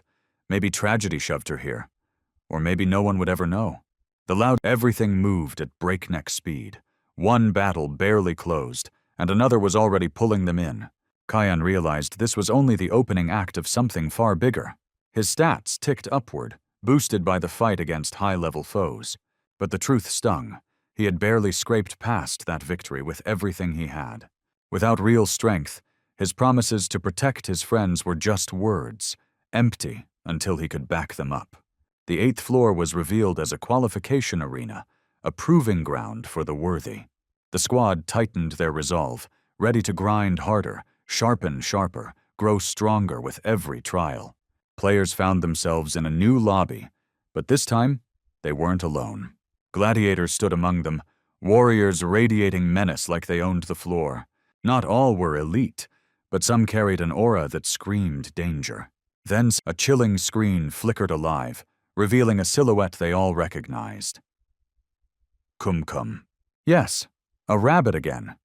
But this wasn't the cute trickster they remembered. It introduced itself as a middle manager of the Tower of the End. The name was Kim Kim. Seriously, who the hell came up with these names? The rabbit warned against ignoring him. Obedience and attention were survival here. This arena was the qualification stage, where gladiators gathered, and only those who cleared the mission could ascend. Failure, as always, meant the tower's iron law: death. Phase 1 dropped instantly. Form a squad of 4 and hunt down Jagam mammoths. 8 beasts total, 2 hours on the clock. Fail, and the price was obvious: death. As always, the moment the rules landed, questions started flying through the players' minds. 36 players filled the hall, meaning 9 parties could form. But only 8 monsters waited. Someone pointed out the math didn't add up, questioning the rabbit's design. Kim Kim acted like the question itself was trash, as if they hadn't realized this wasn't some damn vacation. Maybe they were just ignoring him. But if that was the case, pain was coming for them all. Still, since this was only the first phase, he tossed in a little bonus condition. It was no gift. Killing another player would count the same as slaying a beast. Most froze with terror at the thought, clutching at their lives, but a few twisted smiles showed some were hyped by it. The portal cracked open, players rushing either to dive in or scramble to piece together their squads. Then one guy from the opposite side snagged everyone's attention with a bold announcement. What he asked wasn't just unexpected. It was straight up shocking. The blonde wanted to know if there were any killers here. His name was Parker, and he himself was one. But why hunt for others like him? What game was he playing? Regular players had no clue what killers really were, or what their purpose was in the tower. But no one lingered on it too long. Time was bleeding away, and the monster count was way too low for everyone. A squad of armed diehards dashed forward, not caring about the odds, just charging head first. Nobody, not even Kayla, seemed willing to team up with Parker. By chance, a party fell into place. Liam, Kayan, Parker, and a mysterious girl none of them knew. The squad was stacked. The main hero with his blade, a deadly killer, and the wildcard girl whose power was still a mystery. As they hunted, Kayan's guide lit up with data on a hidden objective. Pulling up his mini-map, he spotted the leader of the Jagam mammoths sealed under a barrier in the northeast. That was massive. If they bagged this beast, nobody else had to die. Following Kayan's route, they finally laid eyes on the giant mammoth caged beneath a dome of light. Parker admitted he hadn't expected Kayan's lead to actually pan out. Liam finally dropped the act, admitting Kayan wasn't a guy you could judge by level. He was on another tier. The killer wasn't impressed, saying the swordsman was overselling it, like the hero didn't match the hype. Something was seriously off about Parker. Why the hell had he triggered his assassin's eyes, scanning the others like prey? Kayan had always been the one observing, but this time, the weight of being watched pressed down on him hard. Before they could take the mammoth down, the barrier had to fall, but normal strikes barely scratched it. Kayan reasoned it would probably drop on its own after some time. In truth, his guide revealed the barrier would only vanish once 5 mammoths were slain. 4 had already been taken down. But then something truly horrifying and unforgivable erupted before their eyes. Parker, with a single clean strike, sliced the girl's head from her shoulders. Cold, detached, like it meant nothing. But deep down, he relished every second of it, especially the twisted horror painted across Kayan's and Liam's faces. What the hell was running through his mind? Why murder her? She hadn't even done a damn thing. To him, it was just insurance. Proof that the portal would open. Rage boiled inside Liam, disgusted that this psycho butchered a teammate just to test a theory. Kayan already knew killers were unpredictable wildcards, and he had braced for chaos. But this went way beyond anything he imagined. He had dropped his guard the moment the secret mammoth was revealed, letting excitement cloud his focus. Now Parker grinned at the thought of wiping them all out, cashing in the rewards alone. Liam snapped, lunging at the blonde, unable to listen to another word from the madman. Parker was ready, blade flashing free, almost thrilled that things had escalated to bloodshed. But then the protagonist cut in, his counterattack burning hotter than Liam's fury. Kyan's aura blazed, 10 times Liam's rage, sharpened into the will to crush this smug butcher. He screamed at Liam to back off, sensing the danger was spiraling out of control. In an instant, Parker's blade swerved, piercing not the hero, but Liam, standing right behind him. Impossible. This man had no soul, no conscience, only bloodlust, pure and unchained. Liam's body crumpled to the ground, his breath shallow, life slipping away. Kyan staggered under the weight of it. He had been growing, getting stronger, but when it mattered, he still failed to protect his one true friend. The moment mirrored his past failures, the scars he swore he'd never repeat. Parker twisted the knife, taunting him, feeding the flames of his rage. Kyan felt nothing but raw fury, a singular drive to obliterate this arrogant killer. And right then, the barrier shattered, the mammoth's cage dissolving. Fate had thrown all three into the pit: the hero, the psychopath, and the monstrous boss. The beast Kyan barely managed to drag Liam clear, ripping him out of the monster's path before it finished him. He carried his fallen ally to what little cover he could find, shielding him from both the killer and the beast. Relief hit. Liam was still breathing, faint and uneven, but alive. His comrade's strength was undeniable. He had endured wounds that would have killed anyone else. Watching Parker fight, Kyan couldn't help but feel a flicker of envy. Only a savage could find joy in this carnage. Parker wasn't just unhinged, he was a monster in human skin. His power dwarfed Kyan's, maybe by too much. But what set him apart was his exclusive skill. His blade itself radiated an aura, a killing edge that seemed alive. Parker's blade was already deadly, but the real nightmare was the aura, moving separate from the steel, striking from angles no one could predict. Kyan burned to end him right there. But he knew the truth. If he rushed in now, he'd get shredded. First things first. The mammoth boss. 15 minutes left on the clock. No room for mistakes. And in the process, he'd dissect every single move the blonde psycho made. The hero cut down the mammoth, earning not just victory, but a reward that pushed his limits higher. Parker didn't find the killer he sought, but he uncovered something far more intriguing: Kyan himself. Riding high on his spoils, Parker decided to let the kid live, just because he was in a good mood. That arrogance was too much. Kyan couldn't hold it back, and demanded to know why Parker had chosen the path of a murderer. The blonde was stunned that a low-level scrub even knew about such a path. Meanwhile, most of the players warped back to the lobby, cheering that they'd survived another run. Liam returned with Kyan, gratitude heavy in his eyes. Once again, his life had been saved. Yet deep down they knew, if it weren't for that killer's madness, their squad would still be whole. Kyan couldn't shake the earlier words about Parker's so-called killer's path. With every exchange, Parker's interest in him only grew sharper. Kyan laid his terms.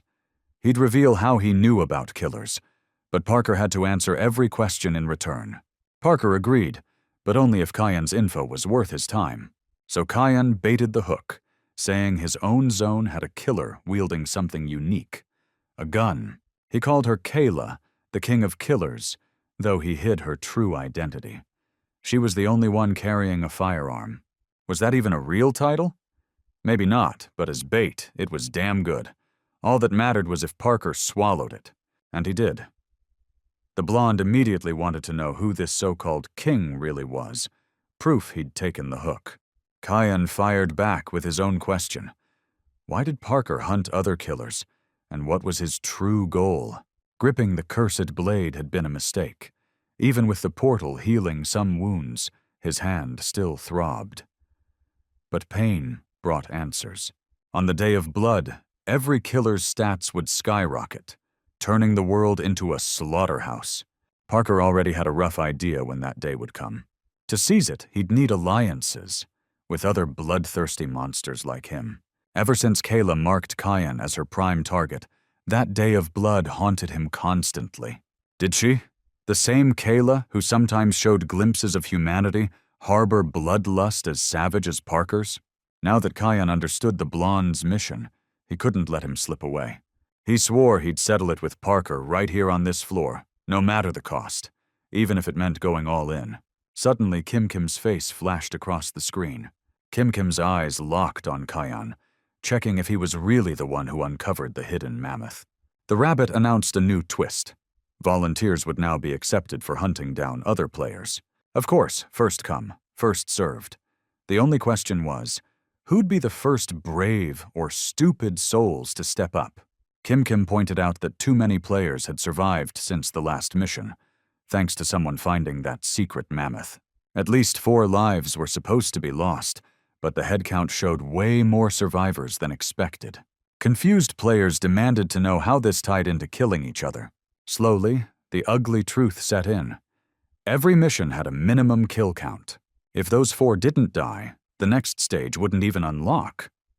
Sure, Kim Kim could have done it himself, but where was the fun in that?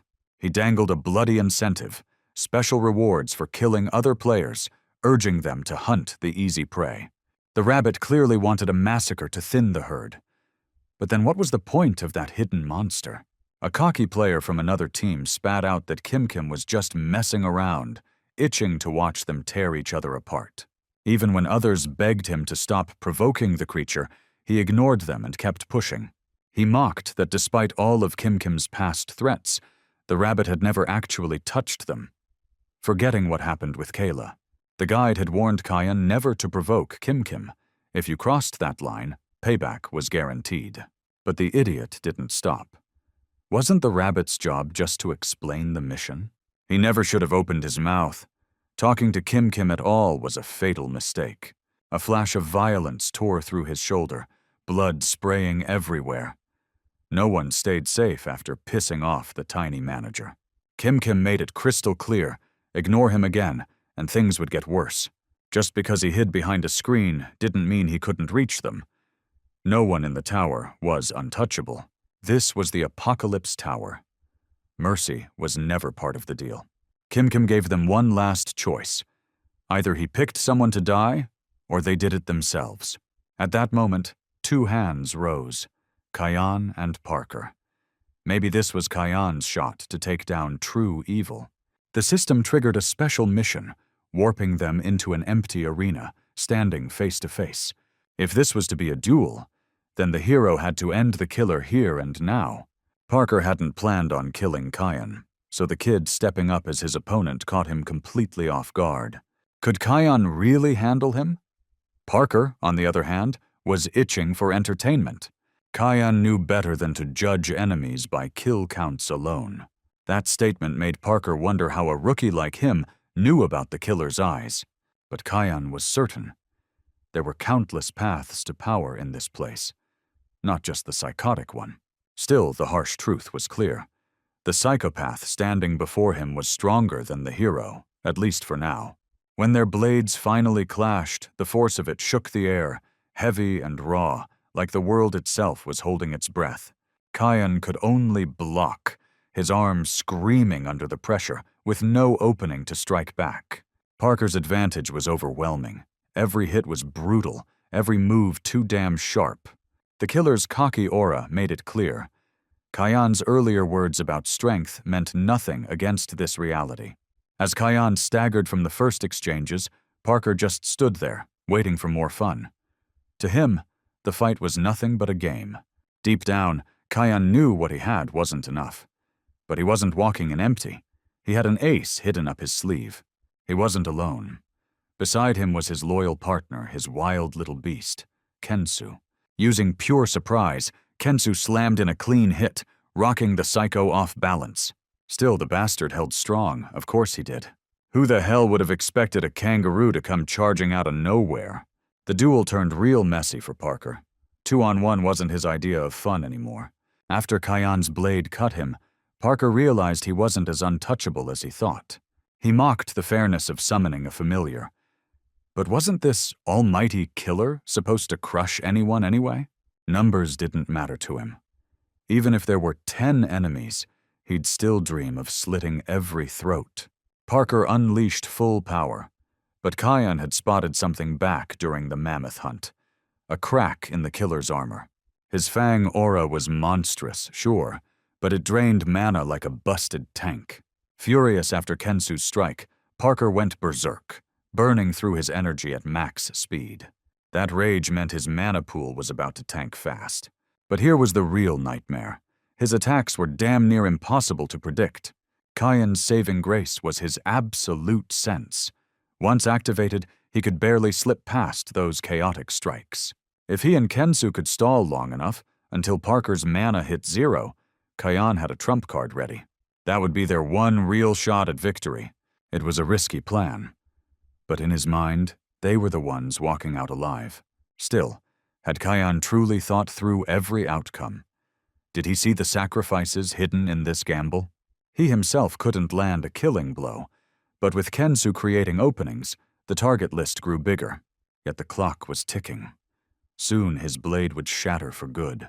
As Parker's mana dropped to its final embers, Kyan and Kensu charged in, betting everything on one last strike.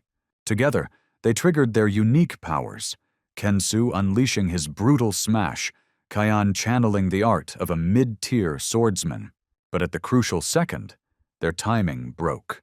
They tangled, blocking each other instead of landing the kill. Parker seized the opening like a true monster, burning the last of his mana to deliver a devastating, fatal strike. Kensu, the boy's loyal beast, threw himself in front of his master, taking the fatal blow so Kyan could keep breathing. His sacrifice was pure heroism. His beloved kangaroo was gone.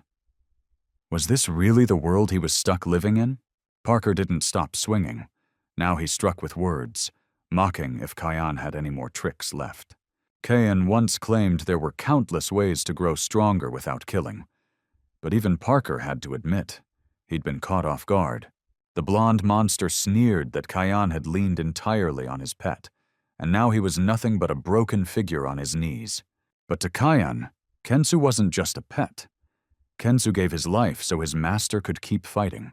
Parker expected him to spit out some tired line about friendship, about Kensu being more than just a kangaroo. In his twisted view, the more someone cared, the weaker they became, easier to stab, easier to break. Maybe it sounded cliché, but laughing together, fighting side by side, living in peace, that was what made people human.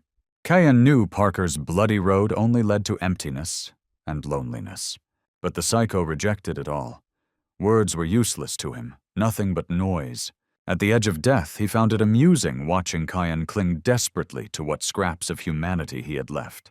Parker kept stabbing with words, spitting that Kensu had been just an animal he crushed in one strike. But Kyan understood the truth. Thanks to Kensu, he was still alive, and Parker's mana was bone dry. The killer lunged, aiming to finish Kyan the same way he'd killed his friend. But this time, the hero countered, unlocking the second tier of the intermediate swordsman. From Kyan's blade surged a new, unknown force, something called release. It wiped Parker clean out of existence, like he'd never even set foot in that hall. Kyan didn't just beat his opponent, he erased him completely. No wound, no corpse, nothing left. In that moment, he gained his second level as an intermediate swordsman, along with the ability to wield release.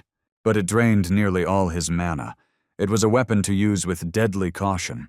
Its power was insane, and only then did Kyan realize he'd truly taken down the killer. Yet the cost was terrifying. In his heart, he whispered an apology to Kensu, and a thank you. Suddenly, a notification appeared. His fallen beast would return in one day. Could Kensu really resurrect? After the battle ended, a screen lit up before Kyan, showing Kim's face. But there was no time to relax. With the killer gone, missions would only grow harder.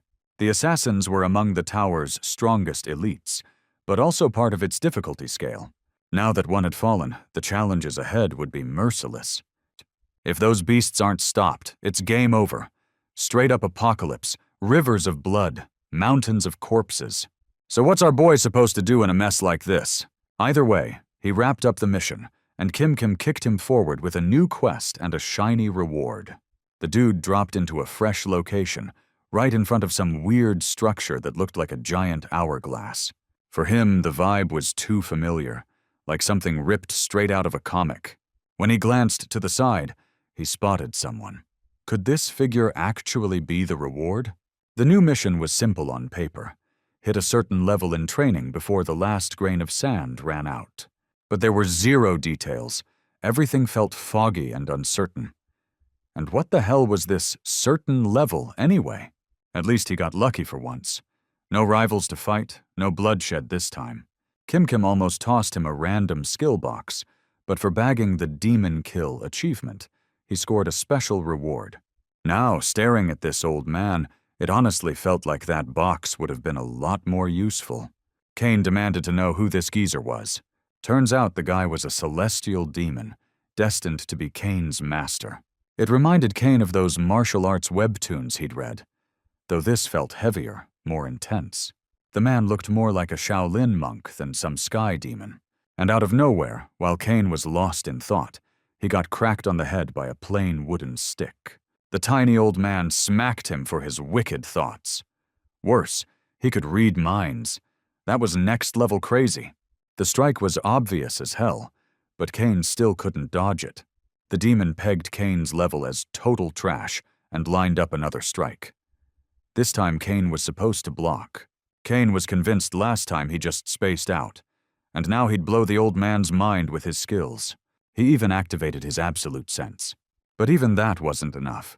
The stick smacked him in the exact same spot.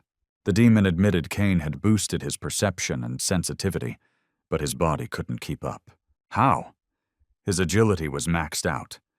But the old man explained it wasn't just about raw speed. Then the demon told him to attack. Kane had a blade, the old man only a stick. What chance could he possibly have? Kane stopped holding back and peeked at his status window. Nothing. The old man had no info at all, even if he fired up the second level of intermediate swordsmanship. On top of that, he unleashed his new ability, Release. But the old man wasn't bluffing. He had every right to call himself a celestial demon, because he split Kane's strike clean in two, like Moses parting the sea. With nothing but that damn stick, the old man proved his point. Kane's level was straight-up garbage. Weapon or magic techniques didn't crown him the god of warriors.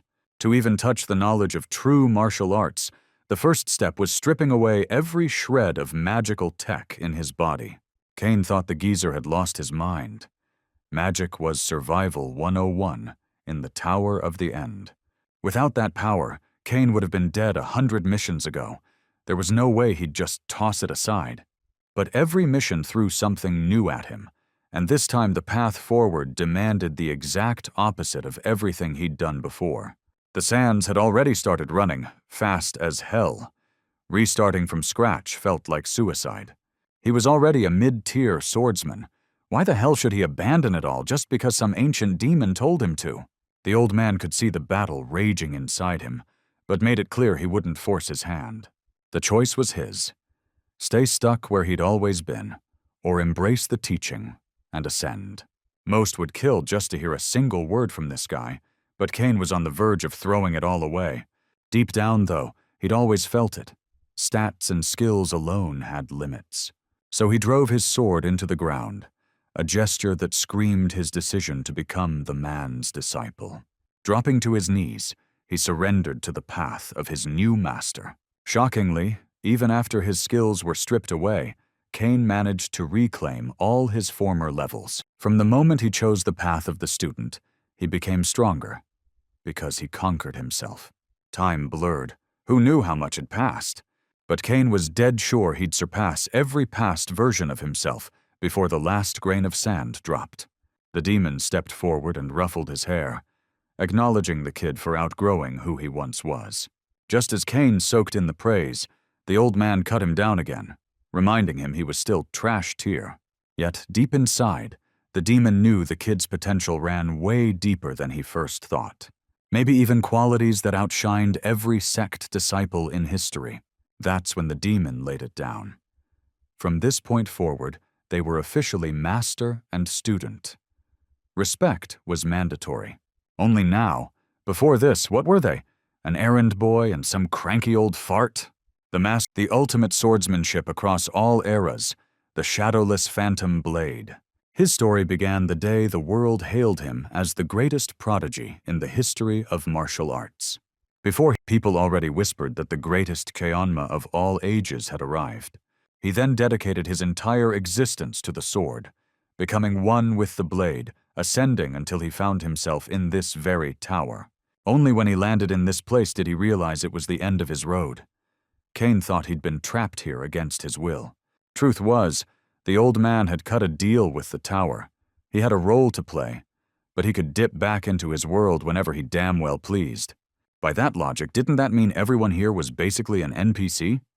Still, he swore Cain would master a sword art of unseen power, a blade that hunted the soul without leaving a shadow. Cain, the master, didn't expect such a chill, stone-faced reaction. Any disciple from a cult would have lost their damn mind with joy.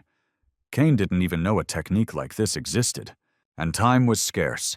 Every single second mattered for unlocking a move this unreal. The master laid it down. From now on, Cain had to train relentless and stay ready for anything. He stripped away his old sword skill, but rebuilding his past level wasn't too tough if he walked the same road again. But the shadowless phantom blade? That wasn't just another skill grind. It was slow and fast, calm and deadly, soft yet devastating. Pure insanity to pull off. The master declared that even as a genius of all time, he had honed this one art for his entire life. Cain admitted that ever since starting this path, he only felt weaker and clumsier. That's when the old man wrapped up his meditation and, without warning, called him into a duel. Cain had just confessed he couldn't land a hit, and now he was supposed to spar the monster himself? The kid had barely scraped by against his own clone. What chance did he have against his master? But the hourglass kept bleeding sand, and there was no time for excuses. His hand gripped the hilt. He launched a strike, lightning fast, but the master slid out of the way just as easily. Again and again, Cain kept swinging, only grinding himself down. The old man's movements were so ghost-like, the kid couldn't even track them. When the master finally raised his stick to smack him across the head again, Cain set himself to block it and counter with everything he had. But even after predicting it perfectly, he still got cracked on the skull. Why couldn't he stop it? The old man reminded him that blind instinct could never surpass true sword mastery. Maybe before it worked, with lucky dodges and last-second shifts, but against him, such instincts could be tricked and shattered with ease. Cain's mind spun out. The sand was running low, thoughts piling up in his head like a storm. Was this technique even worth chasing? What if time simply ran out before he got it? Reading the kid's thoughts, the master pushed him to feel the texture itself. A new world cracked open before Cain's eyes, a parallel realm blazing bright, nothing like the ordinary one he knew. The master slipped into serenity, fusing with that realm, guiding Cain to sense the texture woven through both matter and spirit. Everything that exists, or doesn't, carried its own unique texture. If Cain, he'd hold the power to slice through anything. That's when it clicked. The sword that stalks the soul without shadow. The shadowless phantom blade. A weapon sharp enough to shred even the immaterial. Calm yet overwhelming. Gentle yet unbreakable. And finally, the hero tapped into it. He felt the texture. This time the master struck first, but Cain didn't just see a stick coming at him.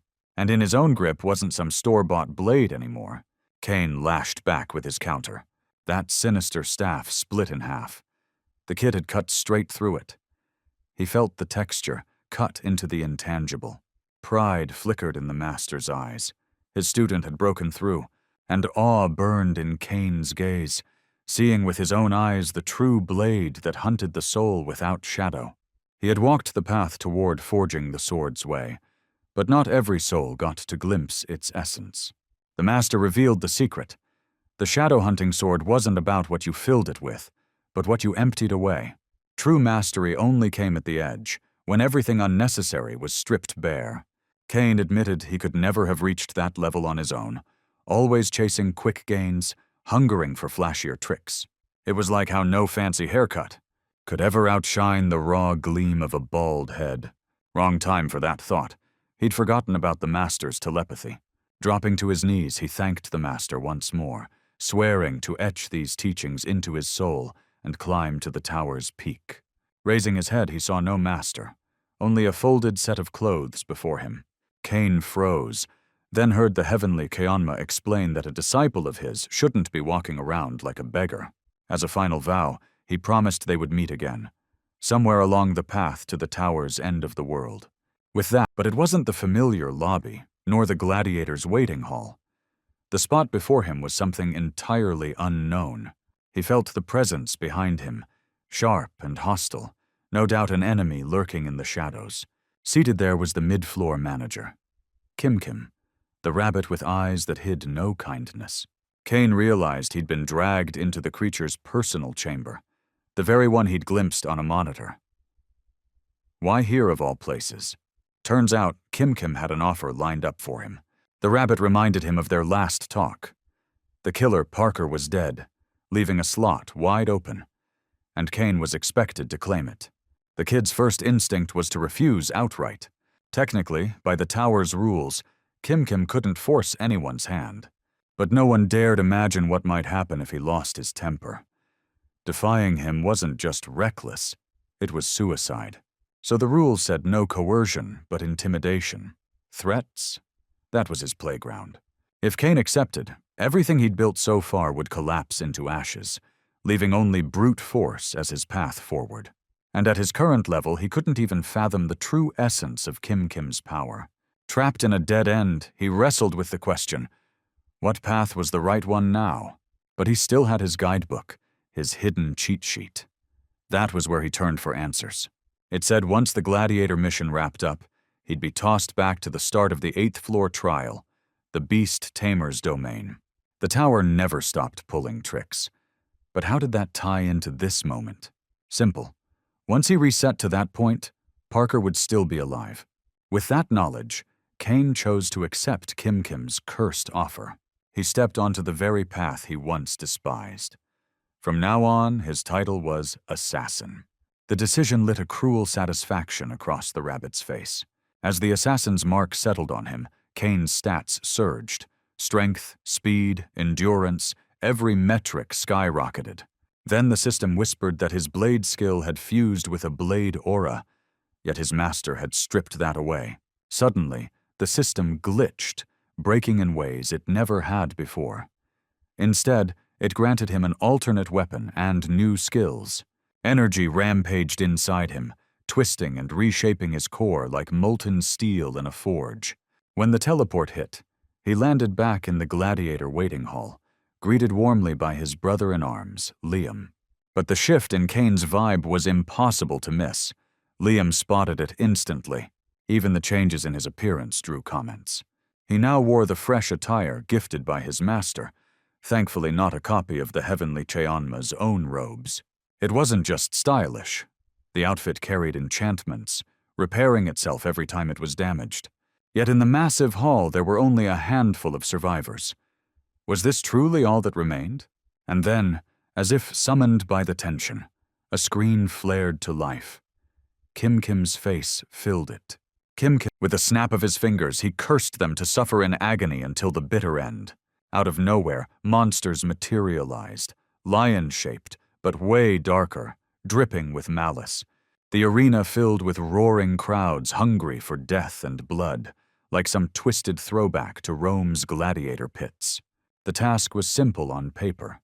Slay the Iron Lion. Victory meant a gladiator rank-up. Failure meant death. This place, the stage of their final mission, was no ordinary battlefield. It was known as the Gladiator's Graveyard. It didn't sound impossible, except each Iron Lion radiated an aura as heavy as that mammoth they'd barely taken down 4-on-1. One gladiator, Simon, stood ready to die here, blade in hand, pride carved across his face. He lunged to strike one of the beasts, already accepting his death. But a sudden blow from behind snuffed him out instantly. The crowd had come for gladiator blood, not monster corpses, and the twist sent shockwaves through them. Standing there, gun in hand, was Kane, staring at his own weapon like he couldn't believe it either. But the shock faded fast, replaced with pure exhilaration. The rush was unlike anything he'd ever felt.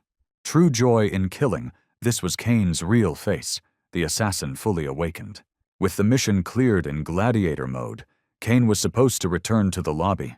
But, just as expected, the system glitched, yanking him straight back to the start of the 8th floor mission. He found himself in the Beast Tamer waiting hall, time itself rewound. A quick status check confirmed it. Every assassin buff was gone. Parker's revival had reclaimed the killer's seat, and everything snapped back into place. Yet the weapon still sat in Kane's inventory, useless without sniper skills to back it up. Then he remembered. Defeating Michael should have let him inherit part of the man's abilities. Sure enough, he unlocked entry-level telepathy, able to send thoughts to up to 5 allies. He immediately reached out to Liam, dropping a mental warning about Parker. After all, Liam would be facing the gladiator trial with the mammoth solo this time. Maybe Kane exaggerated the danger a bit, but the warning gave Liam the edge he needed to survive. The hero braced himself and summoned Kenzu.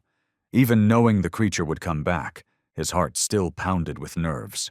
The little kangaroo appeared without delay, bounding before his master. Their reunion hit hard, a burst of raw joy. Kenzu, though, looked confused at why his human was so emotional. Then a man approached, face painted with unnatural kindness, claiming he couldn't understand how the beast was still alive. From the jump, he marked Kenzu as prey, his 2-headed Doberman, Kelve, already itching to tear into him. A glowing screen lit up before the players, Kim's face plastered across it, announcing the start of the 8th floor mission. The hero barely cared to listen, but the moment that man cast his gaze at Kenzu, it lit a fire in his chest. The rules were clear. Win the duel of familiars and level up as a beast tamer, or lose and get tossed into the next mission. The rabbit clarified. Failures could still advance if they survived, since too few players remained for stricter rules. The duel began, and the tension hit like static in the air, sharp and unshakable. His opponent stepped forward, the brunette with the 2-headed monster, Kelve. Shock rippled through him when Kenzu morphed from a tiny critter into a full-blown battle kangaroo. The transformation hit like a thunderclap, making it clear this beast was way tougher than expected. The rival snapped his command, unleashing Kelve straight at Kenzu. Yet the hero and Kenzu moved as one, dodging the strike with fluid precision. Kelve's strength and speed were savage, its unpredictability doubled by the chaos of 2 snarling heads. But cracks started showing, not in the monster but in its tamer. With the right bond, a beast could rival a warrior in raw might. But when all focus went into the pet, the master's own combat power stayed embarrassingly weak, and that left a leash on the beast itself, forced to protect a fragile human behind it. This explained why tamers were rare, but none had ever bonded like Kane and Kenzu. This was more than a clash of monsters. It was a trial of masters, souls on the line. The opponent couldn't fathom how a beast tamer fought with a blade like a pro. He snapped out the kill order, desperate to end it fast. But when Kelve lunged, Kane and Kenzu split apart, forcing the beast into confusion. 2 heads, but 1 body. As Kelve's fury boiled over, the time came to strike back. Kane had once attacked, without rhythm, out of sync with Kenzu, but now he felt the connection spark alive. The kangaroo's strike and his sword carved the battlefield into a flawless line of death. Through this mission he gained a phantom blade, a weapon that cut without shadow. From this point, boy and beast would no longer be just partners, they'd be legends in the making. Together, they crushed the duel. Mission cleared, returning to the lobby where their allies awaited. Seeing the others again, he thought nothing could shake him now. But Liam blindsided him, asking straight up about the assassins. Those who survived updated their ranks, lifting the hero's spirits just a bit. Liam admitted they lived only thanks to Kane's telepathy. The others sulked, annoyed he had tested it only on the swordsman. Off to the side, Kayla stood alone, surprisingly grim. Not everyone had made it back. Missions were only getting deadlier. The assassin question lingered, spreading unease among the survivors. Kane had to spin the truth into something that would shut down more questions. Thinking it through, he realized how dangerous Parker really was. Even Kayla didn't know what he knew. With the 9th floor mission looming, he crafted his answer. He declared that assassins were the ones pulling strings, twisting the tower's difficulty itself. The loudspeakers blared, "1 hour until the 9th floor transport. Time to train." Everyone dove into practice, sharpening their skills for survival. Kane, too, mastering the shadowless soul-hunting blade, demanded no slacking. During training, Kayla approached him, insisting on a private talk. She'd taken the bait. Back when he was an assassin, Kane had dug up secrets about the Day of Blood. On the 9th floor, a vote would decide if it would happen. Majority yes, and the 10th would host it. After their domains merged, Kayla's weapon use weakened, making her a likely supporter of that vote. No. More than likely, she'd crave it. His mission was to seed doubt. He hit her with the bomb. He knew who she was. Assassin Kayla. The revelation cracked her composure. Then he dropped a second bomb, brandishing his gun. He was an assassin, too. She doubted him, but it explained his arsenal of bizarre powers. Kane twisted it, warning not to trust the eye completely. She folded under his words, believing him. Leveling her weapon, she demanded to know how he had uncovered her secret when she'd left no trail. He claimed his vision pierced everything: stats, class, mana, skills, even gold. She snapped back that it was impossible. He moved to prove her wrong. He rattled off her mana count, her potential, her limits. He kept going, merciless, until she cut him off herself. His trap was sprung. She'd now think twice before voting reckless. Assassins suffered heavy penalties for killing one of their own, after all. She asked one final question, and Kane braced himself to twist any answer in his favor. But what came out blindsided him. She asked if he was the great assassin. The phrase froze him. What the hell did that even mean? The loudspeaker saved him, announcing the 9th floor mission start. Kane was ripped into a bleak new arena, a graveyard, silent and cursed. He stood alone. The mission was solo.